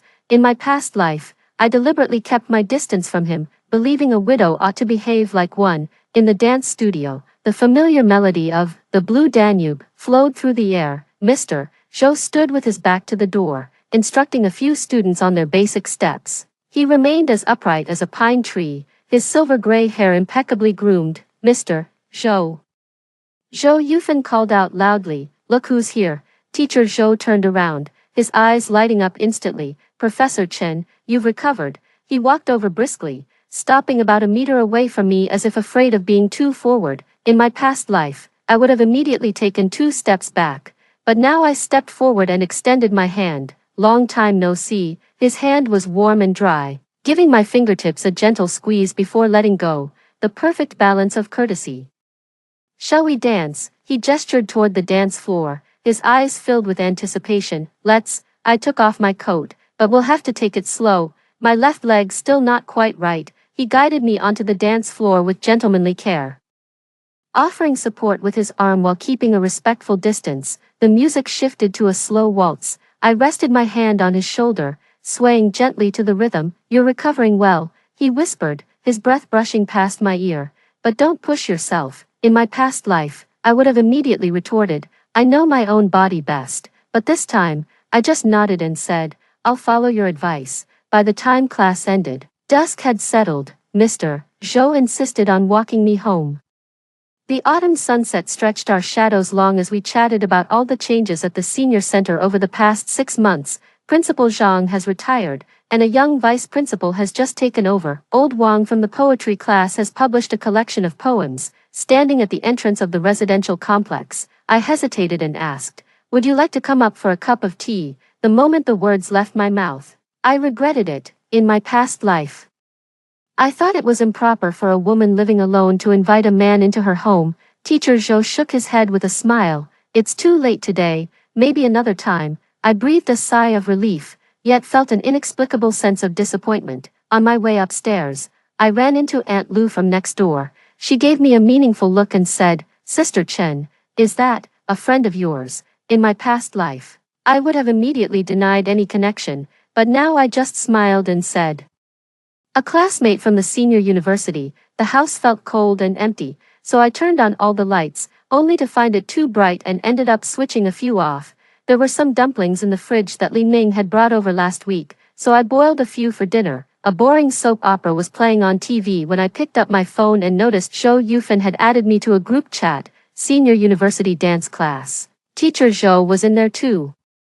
My phone suddenly vibrated with an incoming video call from Li Ming, and Kong Kong's smiling faces immediately popped up on the screen. "Grandma, we got little red flowers today," Anan exclaimed, holding up a paper covered in star stickers. "I've got one more than my brother." Kong Kong squeezed into the frame, not to be outdone. I grinned so hard my eyes turned into slits. In my past life, I never got to see my grandson go to school before I died. Zhang Xiao appeared on camera. Her hair in a ponytail, fine lines at the corners of her eyes but full of energy. "Mom, did you go to the senior university today?" "Yeah, just got back." I instinctively smoothed my hair. "Professor Zhou will be thrilled to see you," Zhang Xiao said suddenly, a mischievous glint in her eyes. I nearly choked on my dumpling. How do you know Professor Zhou?" "When I visited you at the hospital last time, he came by several times," Zhang Xiao said with a smile. Mingming even mentioned what a nice guy Professor Zhou is. My face flushed as red as a boiled lobster. My daughter-in-law from a past life would never dare tease me like this. After hanging up, I stood on the balcony lost in thought. The night breeze cooled my heated cheeks as elderly couples strolled hand in hand downstairs. In my past life, I thought I was old at 50, but now at 65, I feel like life is just beginning. Over the weekend, Li Ming brought the whole family to visit me. The twins are already in first grade, their backpacks stuffed with homework and awards. "Grandma, how do I solve this problem?" Anan leaned on my knee, pointing at the math homework. I put on my reading glasses and carefully read the question. My past self would have scoffed, "How can you not get something this simple?" But now I patiently guide him to think for himself. Zhang Xiao was busy in the kitchen, and the aroma of braised pork wafted through the air. Li Ming sat on the sofa handling work emails, glancing up at us from time to time with gentle eyes. "Mom," Li Ming said suddenly during dinner, "is Mr. Zhou free this weekend? Let's invite him over for a meal." I nearly dropped my chopsticks. What nonsense are you talking about? Grandma's blushing, Kang Kang shouted, pointing at my face. Don't talk nonsense, child. I pretended to be angry but couldn't help smiling. After dinner, Zhang Xia quietly pulled me aside and said, Mom, you deserve a life of your own. Ming Ming and I both support you. My eyes suddenly welled up with tears. In my past life, I had lived merely as an extension of my son, but now I was being encouraged to become my own person. After Monday's dance class, Teacher Zhou, as usual, walked me home. Walking into the community garden, I gathered my courage. Ming Ming and the others would like to invite you over for dinner this weekend. Mr. Zhou stopped walking, his eyes glimmering softly in the sunset. Really, if you're not willing, that's fine, I said hurriedly, my heart pounding like a drum. Of course I'm willing, he replied softly. I just didn't expect it to be so sudden. That weekend, I was up at 5 a.m. and tried on 3 different outfits before finally settling on the dark red cheongsam that Zhang Xiao bought for me. In my past life, I always thought red was too flashy. But now I wanted to wear something festive for this special occasion. Li Ming and his family arrived at 10 a.m. Loaded down with bags of groceries. The moment Zhang Xiao stepped inside, she gave me a hug and said, Mom, you look absolutely stunning today. Mr. Zhou rang the doorbell right on time at 11 a.m. He wore a light gray suit, holding lilies and a set of hardcover books in his hands. Excuse the intrusion, he said with a slight bow as he handed me the flowers and books. I heard you enjoy poetry. I accepted the gifts, my fingers trembling slightly. In our past life, Li Guoqiang never once gave me flowers. Lunch turned out to be surprisingly relaxed. While discussing company matters, Li Ming and Teacher Zhou unexpectedly found common ground. Teacher Zhou's son-in-law is also involved in cross-border e-commerce. Teacher Zhou, how would you interpret this poem? Zhang Xiao suddenly produced a Tang poetry anthology. Teacher Zhou began explaining with great earnestness, and even the twins were completely captivated. A wave of warmth washed over my chest as I watched the scene. My previous home had never known such harmony. After dinner, Mr. Zhou offered to help with the dishes. While I was wiping the table, Li Ming leaned in and whispered, Mom, Mr. Zhou seems like a good guy. My face flushed again. Don't talk nonsense, child. I'm 35 already, Mom, Li Ming said with a laugh, shaking his head. When I walked Teacher Zhou to the entrance of the residential area, he suddenly said, There's a senior choir performance at the cultural center next Sunday. I have 2 tickets. My heart raced. Sounds good. His eyes lit up. Shall I pick you up then? I nodded, my heart fluttering like a trapped bird. The days that followed suddenly became vibrant and colorful. Besides dance class, Ms. Zhou and I started attending lectures and visiting exhibitions together every week. The neighborhood gossip was growing louder, but I'd stopped caring. Chen, I heard you found a partner. Aunt Lu stopped me at the vegetable market. Just a friend, I corrected her, but the smile on my face gave me away. Before the spring festival, Li Ming suggested taking a family portrait. As the photographer set up the camera, Zhang Xia suddenly said, Mom, should we invite Teacher Zhou to join us? I was speechless with astonishment. In my past life, family photos only included blood relatives. Even Zhang Zhao's parents weren't deemed worthy to be in the picture. I'll ask him, Teacher Zhou agreed readily. On the day of the photo, he wore a Tang suit that matched the color of my qipao, standing beside me with a hint of nervousness. Grandma, smile, the photographer called out. With a click, that moment was forever captured. In the photo, Mr. Zhou and I stood in the back row. Li Ming's family was in the front, and the twins crouched at the very front holding up the character, Fortune. In my previous life, I died alone and lonely, but in this life, I am blessed with the joy of 3 generations living under one roof. At the New Year's Eve dinner, Li Ming raised his glass and said, To Mom and Uncle Zhou, may you enjoy good health and live a long life. Live a long life. The whole family chimed in unison. I took a sip of red wine, gazing at the table full of delicious dishes and smiling faces. When suddenly I remembered the last spring festival of my past life, a bowl of instant noodles, a 3-minute phone call. Mom, why are you crying? Li Ming asked anxiously. I'm just happy. I wiped away my tears and picked up a piece of fish for Teacher Zhou. Try Xiao Xiao's cooking. After the meal, the twins begged to set off fireworks. We stood on the balcony, watching colorful lights bloom in the night sky. Teacher Zhou quietly held my hand. I didn't pull away, as the midnight bell rang. Countless blessing messages flooded my phone. Zhou Yufan sent a photo of us from dance class. Old Chen, may you find happiness in the new year. I replied with a smiley face, then opened the photo of Li Guoqiang and whispered, Old man, I'm doing just fine, rest easy over there. Outside the window, the New Year's snowflakes drifted down in a gentle flurry. This sixth spring festival since my rebirth. I've finally become the person I once admired. Story 2, I was born with stunning beauty. While my sister has an ordinary appearance, every orc my sister fancies eventually becomes drawn to me, until my sister rescued a nine-tailed fox and poured all her love into him. Don't waste your efforts. Fox clans practice abstinence, and ancestral rules forbid forming bonds with humans. My sister smiled triumphantly. Sister, it seems even your beauty has its limits. Later, my sister pushed open the door, and I was wrapped entirely by the fox's fluffy tail, revealing ambiguous kiss marks as I coquettishly complained, It's too big, be gentler next time. My sister completely lost her composure. 1. In the 10th year of being abducted, I was finally brought home by my parents from the police station. My sister rushed over with teary eyes and hugged me. She wore a spring haute couture princess dress with waterproof makeup.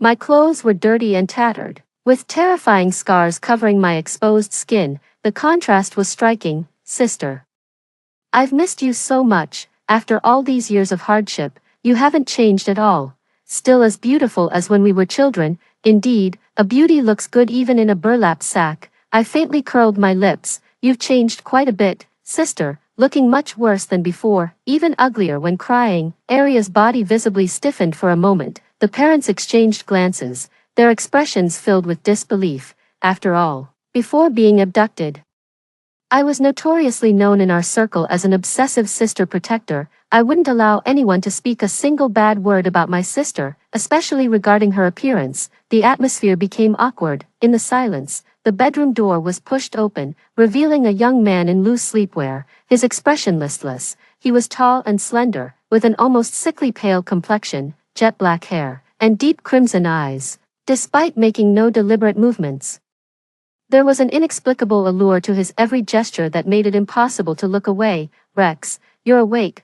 Why don't you rest a bit longer? Arya quickly composed herself and approached, her tone naturally carrying a hint of playful reproach. She stood in front of the boy, instinctively trying to block his line of sight to me. 10 years have passed. Even though I'm now disheveled and in utter disarray, Arya is still terrified. No wonder her nerves are so on edge. In our family, Mom was once a dazzling superstar, graceful, elegant, and breathtakingly beautiful. Dad was a famously handsome mixed-race heartthrob in high society circles. While his features might not withstand meticulous scrutiny, his striking bone structure and charisma more than compensated. I inherited Mom's delicate features along with Dad's sculpted contours, adding a touch of refined allure. Arya, however, got the worst of both. A flat face, somewhat coarse features, and impossible-to-miss freckles.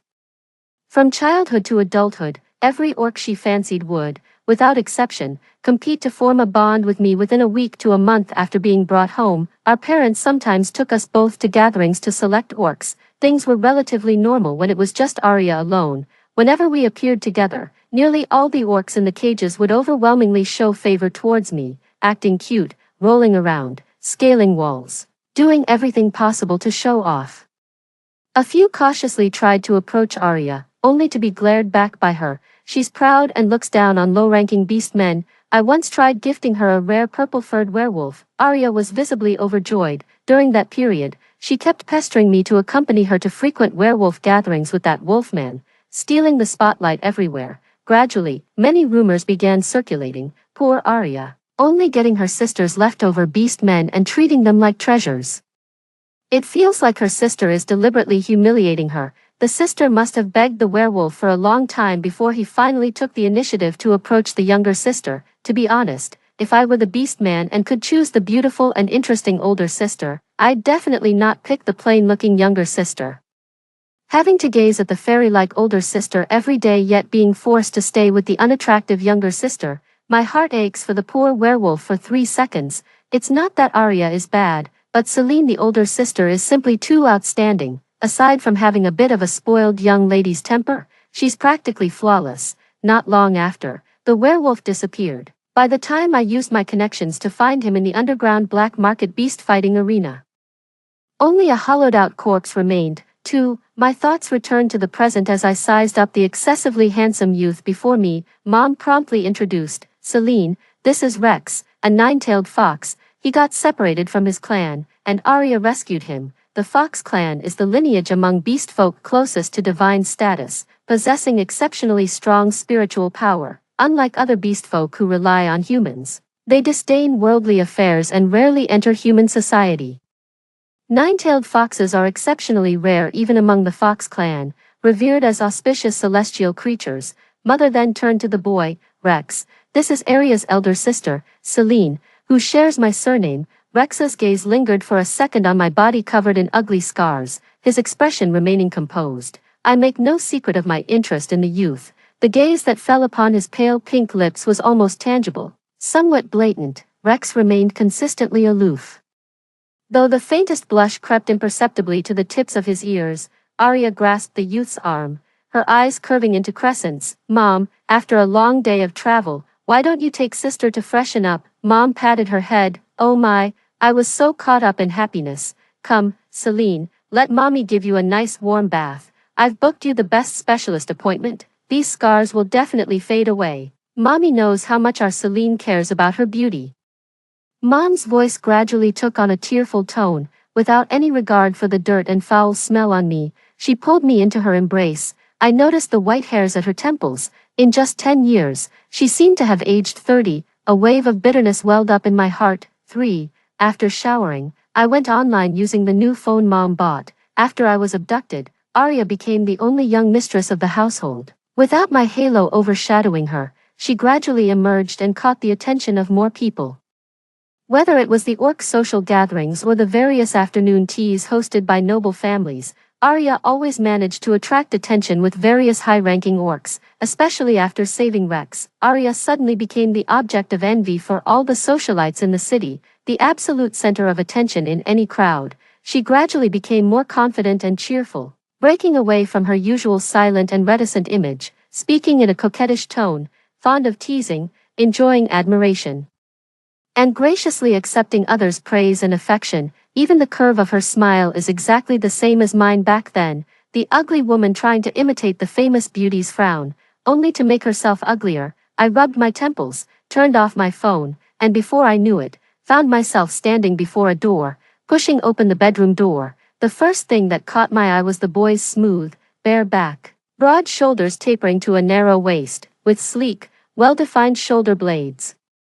Hearing the door being pushed open, the nine-tailed fox quickly put on her top, turned around, glanced at me, then awkwardly averted her gaze. The bath towel I had wrapped into a tube dress was coming loose, barely hanging on. Arya's increasingly radiant decade, those people shattered and remolded me time and again, carving seduction into my very bones, until they'd trained a temptress whose every strand of hair exuded allure. The boy's skin was too pale, unable to conceal even a hint of other colors. I clearly saw crimson spreading from behind his ears down to his neck. Your dimples of Venus are beautiful, I praised sincerely. Why didn't you knock? The little fox's Mandarin wasn't very fluent, each word coming out haltingly. This is my home, I retorted righteously when questioned. Nine-tailed foxes are revered figures in both the beast-man world and human society. The fox probably had never been talked back to like this before.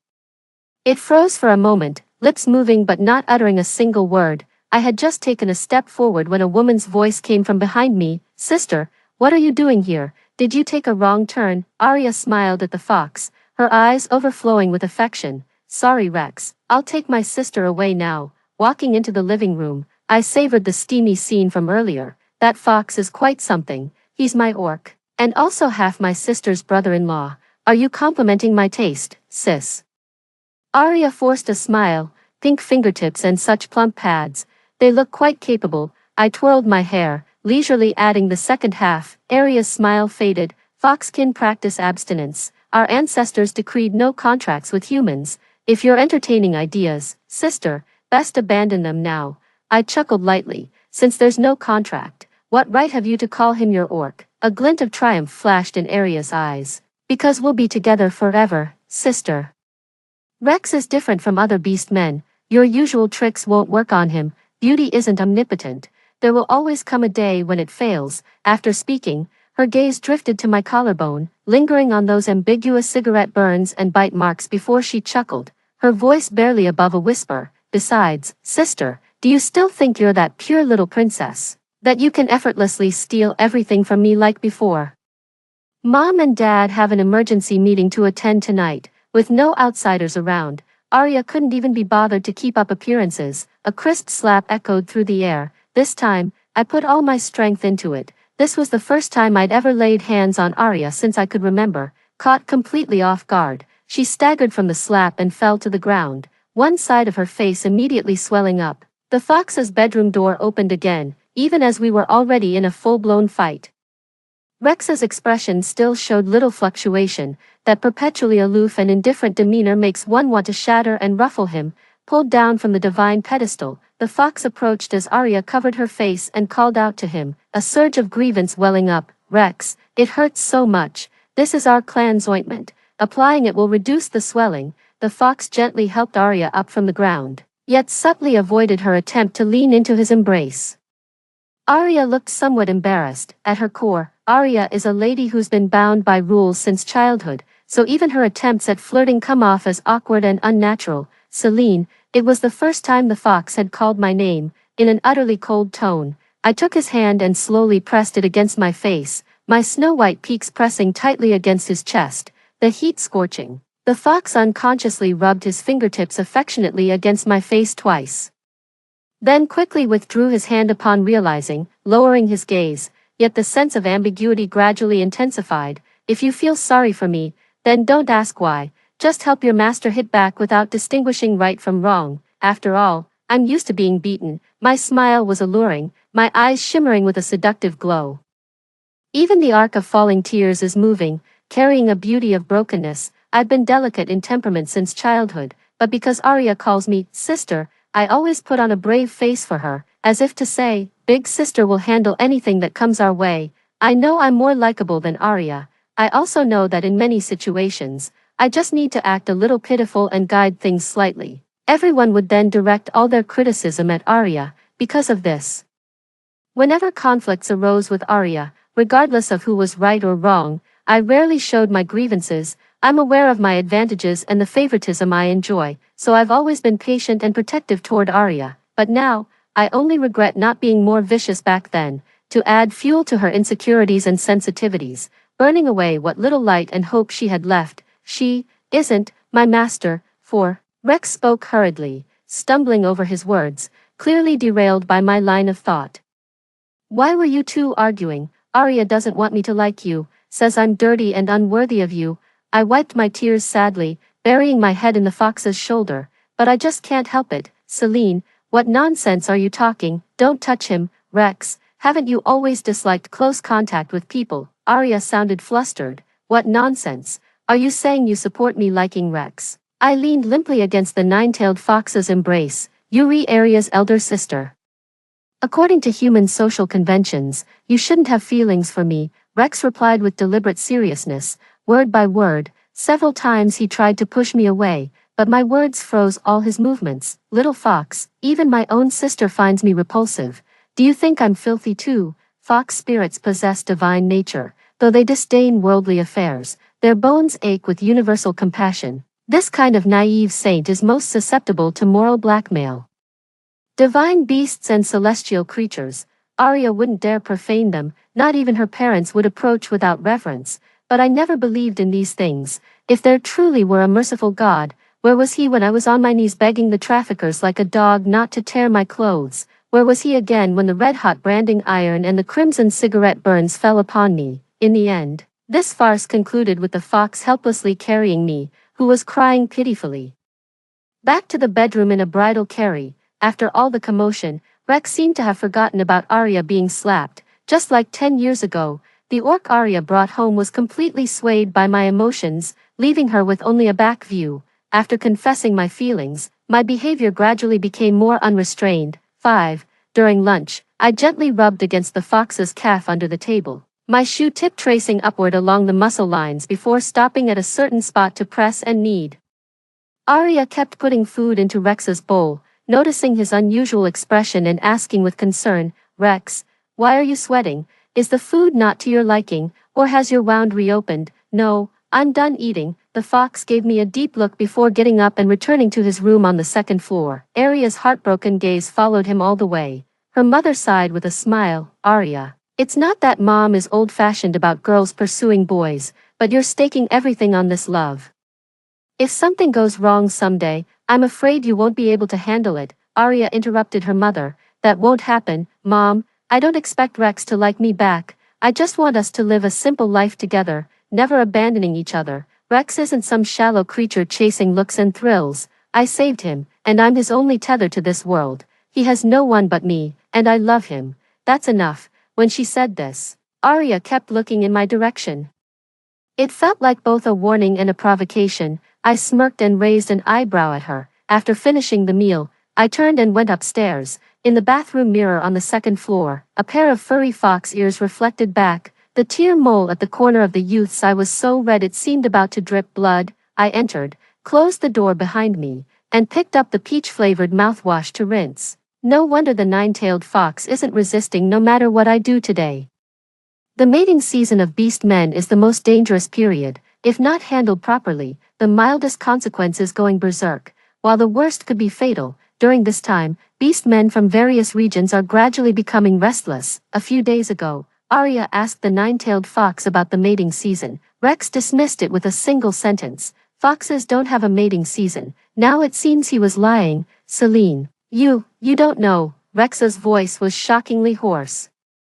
"I suppose you meant to say, shameless." I wasn't in a hurry to leave, leaning against the wall while watching this illiterate fox. "I just want to help you. Isn't it uncomfortable if you can't let it out?" My natural voice is soft, and even normal speech sounds coquettish after being trained by those demons. To the fox's ears, it probably sounded no different from seduction. "You, stay away from me. That's how you can help." The fox's veins bulged on his arms, his neck arched back, sweat droplets rolling down his Adam's apple. Like a curious child, I grabbed his restless beast ears and gave them a squeeze. "If you don't like me, why do you get aroused by me?" "Celine, don't. Stop this. Get away. You mustn't," Rex murmured, his crimson eyes clouded with a haze of desire, yet his arms betrayed him, wrapping around my waist and pulling me tightly into his embrace. The untouchable flower of the highlands finally succumbed to lust. Arya's voice came from outside. "Rex, are you in the bathroom? I was a bit worried, so I came to check on you." "No need," the fox refused bluntly.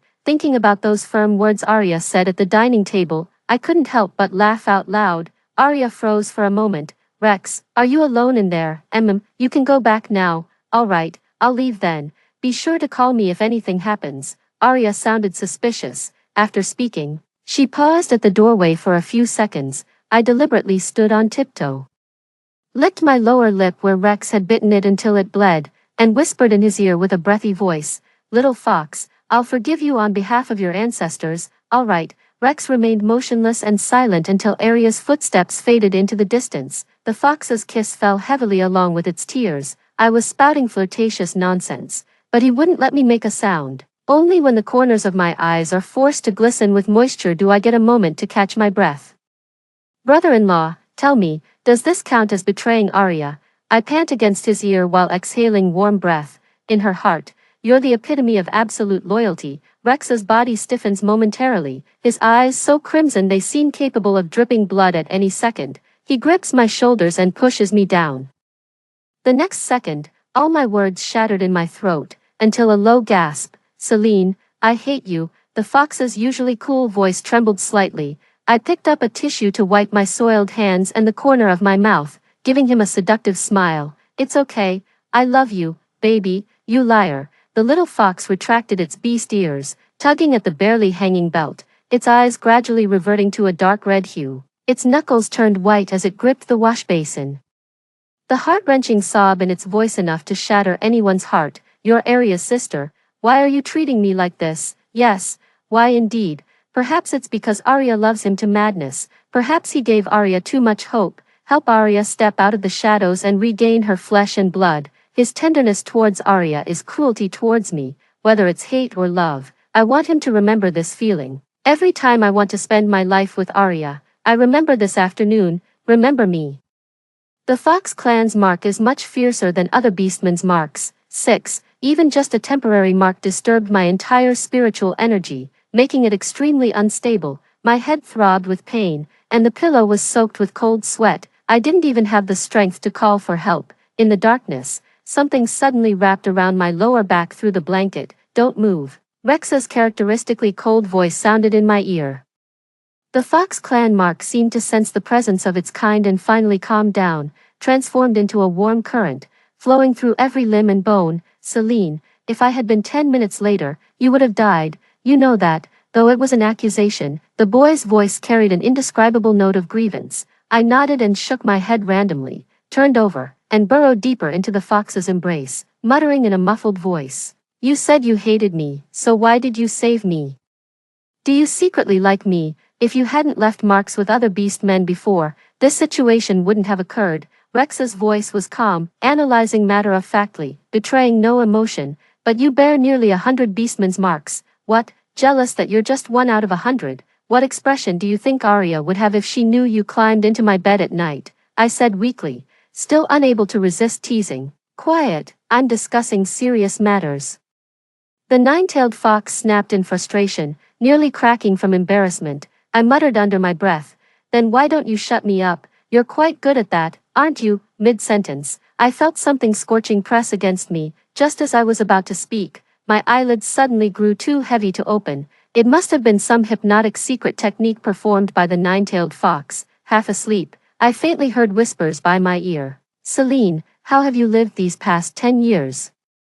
It was not a peaceful sleep. I dreamed again of the day I was abducted. I used all my strength to rescue Arya from the traffickers, telling her to run, only to be captured myself. A long time later, I turned on the TV and saw the news report from that time. In the footage, 12-year-old Arya pointed the police in the opposite direction of the traffickers' escape route. By the time the rescue team realized, it was too late. They had missed the optimal rescue window. Everyone, including her parents, thought Arya was directionally challenged. Being so young and having suffered a fright, she must have mixed up such important information. But in reality, Arya could memorize a route after walking it just once since she was 6 years old. The truly directionally challenged one, who can't tell east from west when going out, is me. As a child, Arya was often bullied because of her introverted personality. Only by swapping personas with Arya and convincing my parents that I wouldn't get lost would they feel at ease letting me chase after those bullies who mocked her. When I woke up, Rex was already gone. 7. The blanket still carried his scent. Arya was downstairs picking out a handbag when I remembered it was time for the annual Beastkin Exchange Conference again. This is the first grand gathering I've attended since being recovered. Arya effortlessly navigated among the socialites with the high-ranking orcs kept by her family. If we rewind 10 years, the person standing in that spot should have been me, holding my wine glass. I found a spot to stand as whispers began circulating around me. Did you see that beauty next to Arya? Must be her sister. How come we've never seen her before? Are they really siblings? The difference is staggering. The sister looks like an actual fairy. What's the point of being pretty when she's tainted? Don't you know? Arya's sister was abducted for 10 years. When they found her, she was doing that kind of work. Haven't you seen the video online? Damn, who posted this? It's vile to leak someone's lowest moment like this. What a waste. She's genuinely the most beautiful woman I've ever seen. Sounds of sudden realization echoed all around. The gazes directed at me grew more complex with mixed emotions. Some nearby even deliberately led the beastmen away, intentionally distancing themselves from me. A few defended me. A woman's virtue was never defined by her skirt. What era is this? You're still so feudalistic. Shouldn't the real culprits be those human traffickers and the people who leaked the video without permission? But these voices were quickly drowned out. Meanwhile, Arya found herself completely surrounded. Arya, that nine-tailed fox of yours has been recuperating for nearly half a year. When are you going to bring it out for us to see? Arya tucked a strand of hair behind her ear. He's quite introverted by nature and doesn't care for crowds. Someone muttered discontentedly. They always say that, constantly teasing us. I bet the nine-tailed fox doesn't even care about her and won't listen to her. Arya always acts like she's the girlfriend. But she's probably just a nagging old woman behind the scenes. When a celestial beast appears, all other beasts submit. Why would they even look at humans? Probably only a fairy can command celestial beasts. Wait, holy shit, isn't that the nine-tailed fox? I followed the person's gaze and saw Rex just stepping through the door. He changed into a casual suit paired with a dark red tie, revealing nothing, yet his indifferent demeanor remained. Yet it inexplicably exuded allure. Perhaps this was simply a fox's innate nature. The moment he entered, the surrounding beast men knelt in unison. Arya's friend smugly retorted to the complaining girl, "That backfired, didn't it? Arya's nine-tailed fox is here, and they're clearly on great terms." "Arya, hurry up." He came over quietly without saying anything. "He must be planning to surprise you." Arya pursed her lips in a shy smile, adjusted her accessories, and nearly broke into a run. "Rex, what brings you here?" "Celine." The nine-tailed fox and Arya spoke simultaneously. Rex gave Arya a slight nod and walked straight towards me, speaking more fluently than before. "You can't have anything cold." I swallowed the last bite of chilled watermelon, and sure enough, my stomach began to ache. "Didn't I tell you to stay home these days and not wander around?" The typically expressionless fox's face became like a kaleidoscope. "Come back with me now, my stomach hurts." I reached out and whined, "Carry me on your back. I told you not to eat it, but you insisted."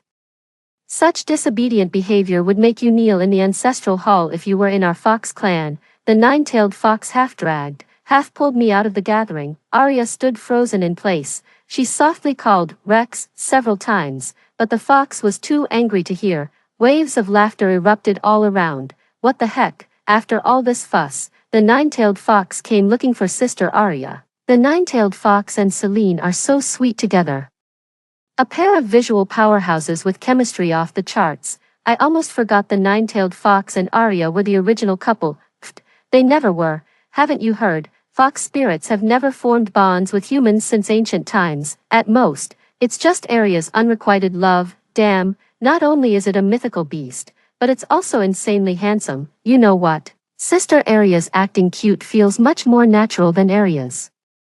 Arya kinda feels like she's trying to imitate her sister but missing the essence. Just arrived at the doorstep when I heard my parents' voices from inside. 8. Dad was furious. "Which newspaper leaked my daughter's video? Once we find out, contact the board and have them blacklisted immediately." Mom's tone grew sharper. "Xiao Zhang, contact my PR team from my industry days." "Yes, the one that fought through when I was being trashed online. I need to clear my daughter's name." I pushed the door open, and both of them hung up their phones simultaneously, putting on warm smiles. "Celine, the party just started. Why are you back with Rex? Where's Arya? Didn't she come with you?" "Mom, Dad, no need to investigate. I know who leaked the video." I opened WeChat on my phone and played the video my friend Verena had sent me. Verena was a girl trafficked the same year as me. On the day she was rescued by the police, she was working as a waitress at the scene.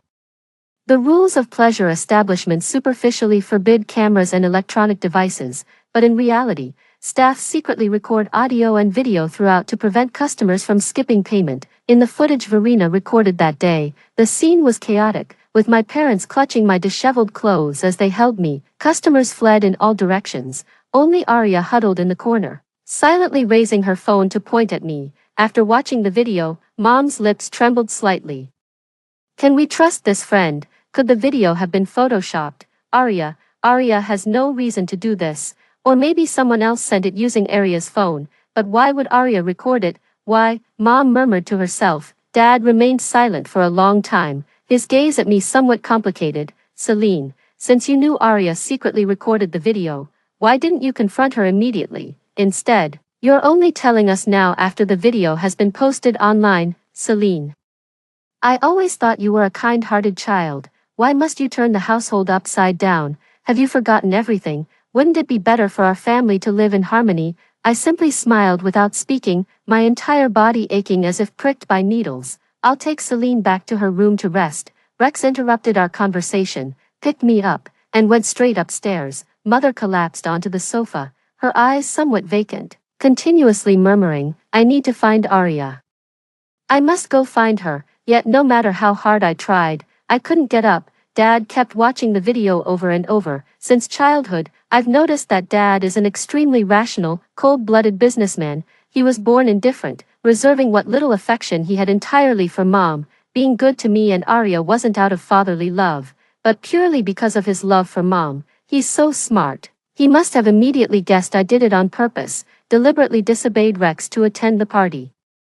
Making Arya humiliate herself on the spot, intentionally waited until the video was released before presenting evidence, completely sealing Arya's guilt. Perhaps he had vaguely guessed the truth about my abduction 10 years ago. He just didn't want to see Mom heartbroken, so he chose to gloss over the truth. Little fox, am I wicked? 9. I lay on the bed, staring blankly at the ceiling. The backlash has begun. Rex pulled open my collar, the Fox clan mark faintly glowing with a blood-red light.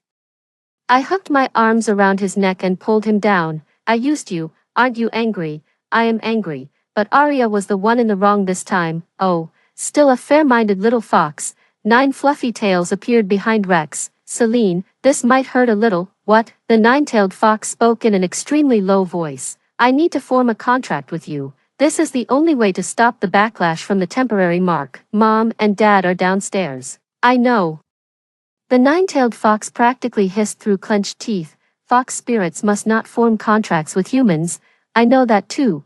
Can you find the right spot? I already told you I know. The 9-tailed fox paused for a moment, then in a fit of pique, leaned down and bit my lip. The pain from the backlash gradually faded, replaced by another kind of piercing agony that overwhelmed my mind. When the door was pushed open, I couldn't even lift a finger. Rex's furry tail draped over me. Failing to cover the love marks all over my body, Arya stood at the door. I coquettishly said, "It's too big, be gentler next time." Rex, she seduced you, didn't she? Arya kept wiping her tears with the back of her hand. 10. Rex, I saved your life. We promised to stay together forever. You're all I have, even if you don't like me. Why Celine? Why did it have to be her? Arya grew increasingly emotional as she spoke, almost screaming hysterically. Her mother walked up to her and slapped her.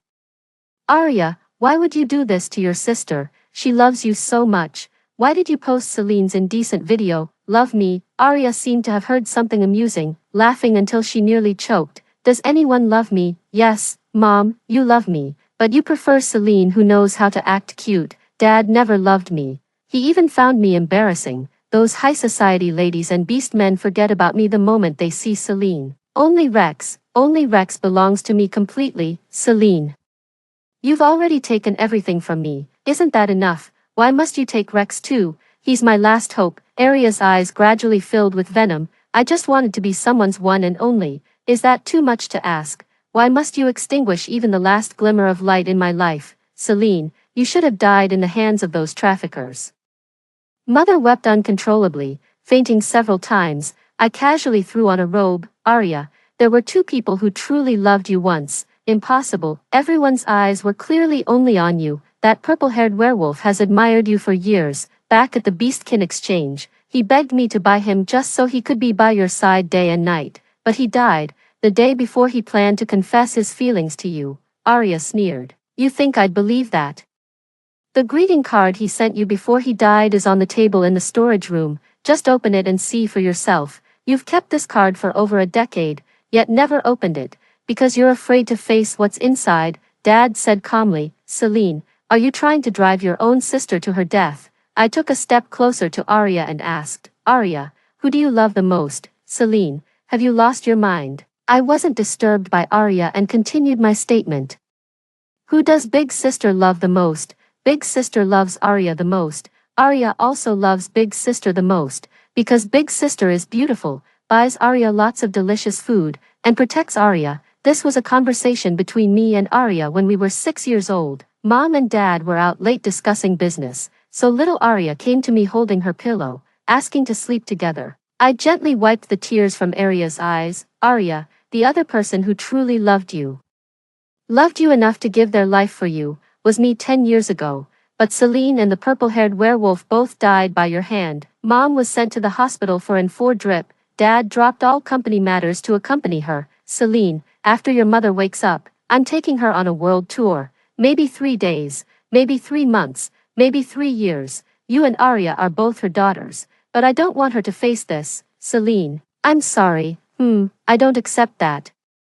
I came out of the hospital and saw the message Verena sent me. Almost all of it was negative news about Arya. When the wall is about to collapse, everyone gives it a push. Apart from the exposure of her hiring someone to distribute indecent videos of her own sister, many netizens dug up past grievances. Some even suspected that my previous abduction was orchestrated by Arya. I called the mental hospital and instructed, don't let her go online recently, no wonder she's so emotionally sensitive.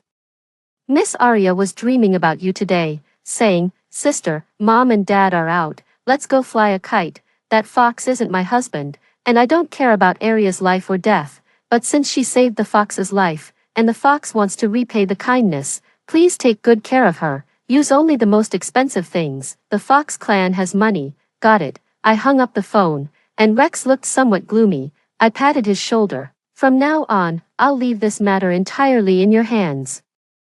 I don't want to hear any more news about Arya. Celine, come back to the Fox clan with me. I looked into the nine-tailed fox's beautiful eyes and shook my head. I broke your clan's rules, they'd probably skin me alive, but we've formed a covenant. So what? So, the nine-tailed fox stammered, we should be together. I don't stay with people who don't like me. I like you. The fox grabbed my wrist as I was about to leave. I never said I didn't. Foxes don't have a mating season. Because we only get aroused by the ones we love. Rex's voice grew softer, his ears turning increasingly red. But I've done many bad things to you, I know, so you should be punished. That makes sense. I nodded. What's the punishment? Let me bully you back. What? I thought I was hearing things. The fox's tail swayed slightly. You humans are all bad, especially you. As a celestial beast, I have a duty to keep an eye on you. All right. I felt like laughing. How long are you planning to watch me? That depends on how long you live. A pair of sisters came running over holding a kite. The older sister runs ahead, while the younger sister chases behind. The azure sky is clear as if washed by water, the wind blows, and the kite soars higher and higher. The end.